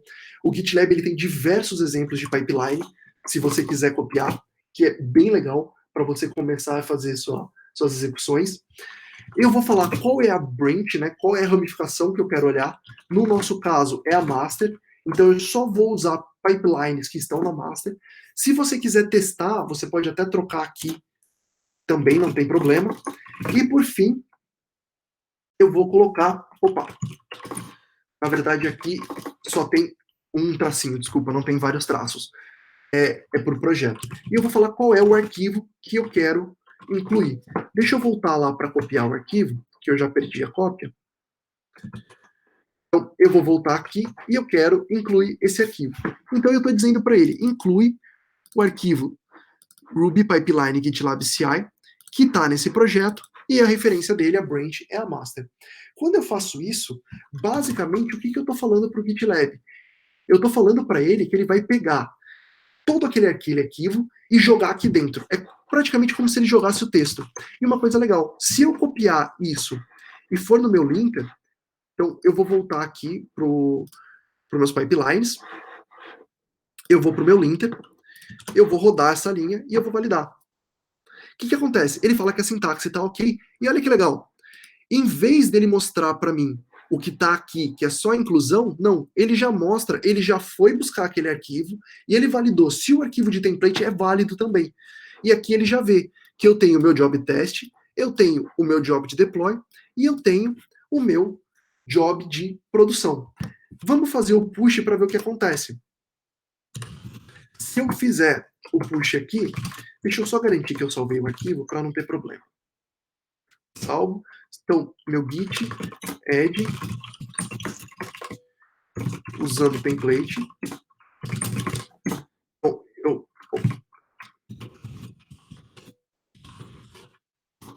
eu vou fazer o meu push do meu template e eu vou olhar o meu GitLab para ver o que está. Quando eu olhar nos meus pipelines, eu vou ver que a execução é exatamente a mesma. Então, olha só que legal. Aqui eu tenho a parte do deploy está acontecendo exatamente igual. Mas um pipeline inteiro de template é muito difícil de acontecer. Normalmente isso é muito raro. Você não vai ter tipo um pipeline inteiro, a não ser que a sua empresa tenha projetos muito padronizados, o que às vezes acaba não acontecendo. Então, o que eu vou fazer? Deixa eu dividir a minha tela aqui, só para ficar mais fácil. Eu acho que eu fechei o arquivo. Na verdade, deixa eu templates, Ruby Pipeline. Então, eu vou copiar esse arquivo de novo. Eu vou substituir aqui. Por quê? Eu quero criar só um template de deploy. Lembra que a gente viu quando a gente criou o deploy que a única coisa que mudou foi o estágio, que mudou de um deploy de teste para deploy de prod, e o nome da nossa aplicação. E aí, o que a gente vai fazer aqui? Eu vou criar o deploy e a gente vai ver como fazer. Como que eu vou criar um template de um job? Então, eu vou salvar aqui e eu vou criar um outro arquivo no meu repositório chamado, por exemplo, .deploy hero. Por exemplo, quero chamar de deploy Hiroko, eu posso chamar só de deploy. Imagina que eu não quero adicionar nada ao Hiroko, porque se em algum momento a gente desistir de ter o Hiroko, eu posso simplesmente mudar esse deploy e tudo vai estar funcionando. Então eu vou chamar só disso, e aí aqui dentro eu já vou criar direto o meu job. A única coisa é que no nome do meu job eu vou ter que adicionar um ponto. Por que essa diferença? Quando a gente criou o template, a gente não adicionou nada, a gente só copiou o template. Mas quando eu adiciono esse ponto, é porque eu vou poder estender esse meu job. Eu estou criando um template de job. Ou seja, quando eu for realmente utilizar ele no meu pipeline, eu vou poder falar para ele, eu vou poder mexer nessas configurações, eu vou poder sobrescrever algumas coisas que, como a gente viu, por exemplo, é esse except. No caso do staging, eu tenho, só não roda na master. No caso de produção, eu quero só rodar na master. Isso é diferente e a gente precisa ter essa liberdade. Então eu estou criando um template, ponto, e aqui no caso eu vou chamar de só deploy, por exemplo, então eu tenho um template de deploy. O meu stage eu não vou colocar.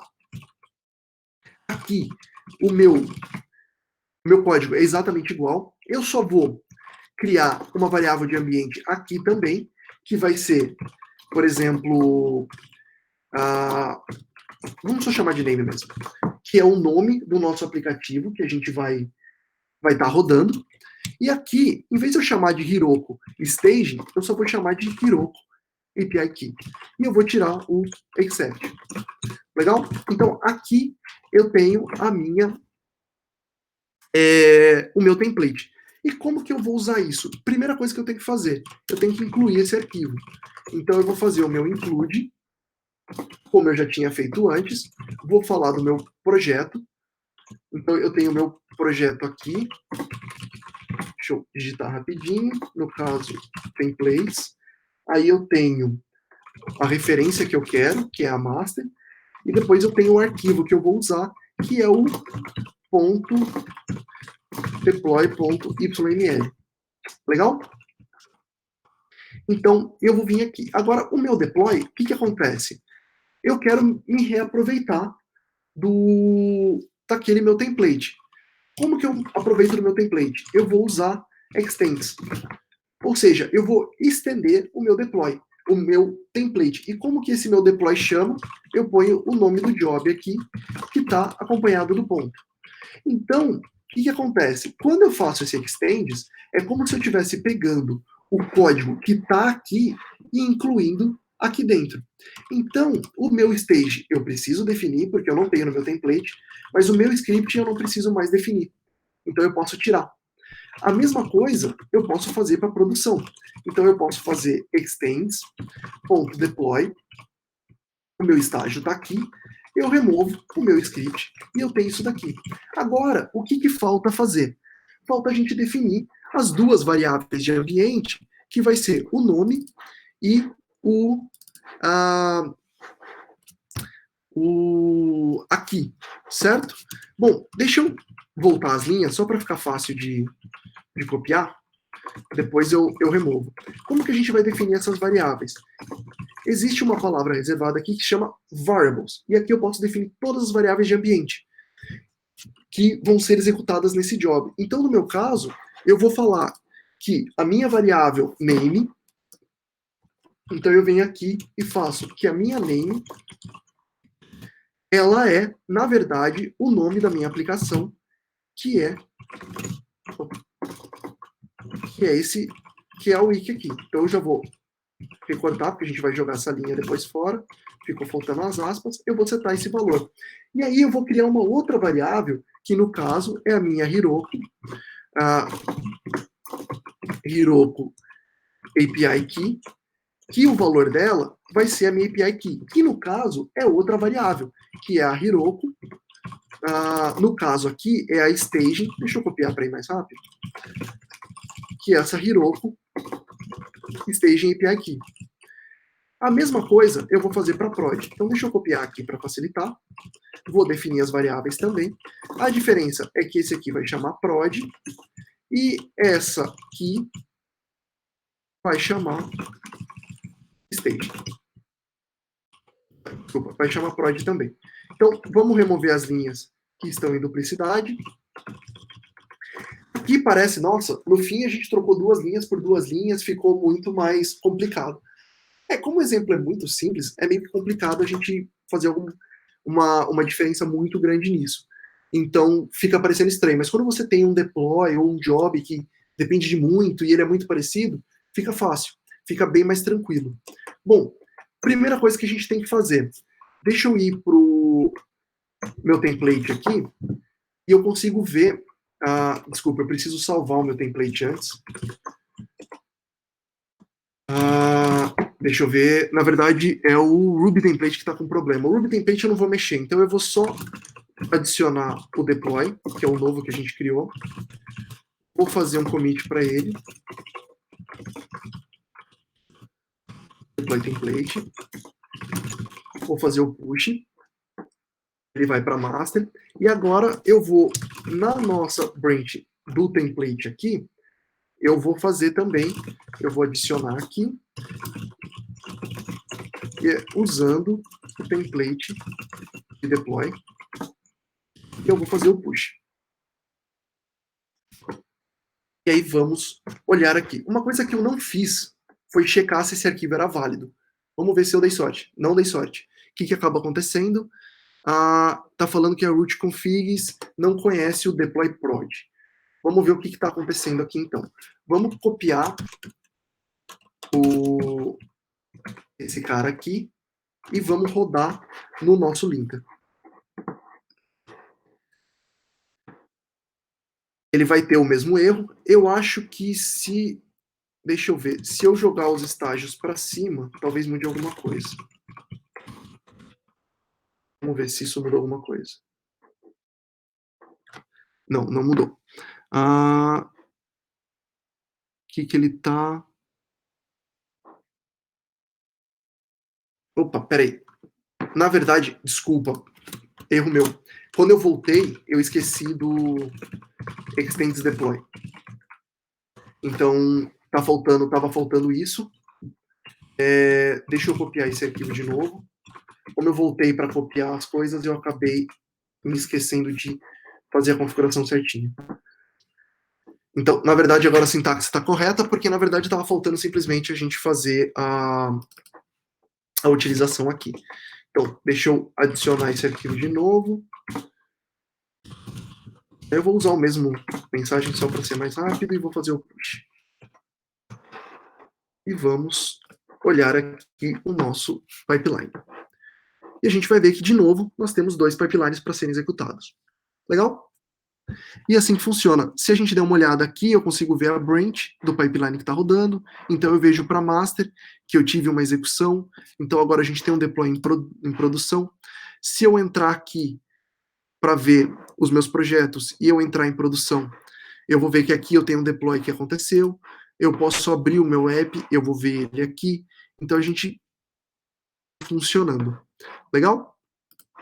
Bom, a gente pode esperar rodar aqui, mas o meu tempo está ficando, já está acabando, né? Eu estou sem tempo, então vamos para as perguntas. Vamos ver se a gente tem aí algumas perguntas.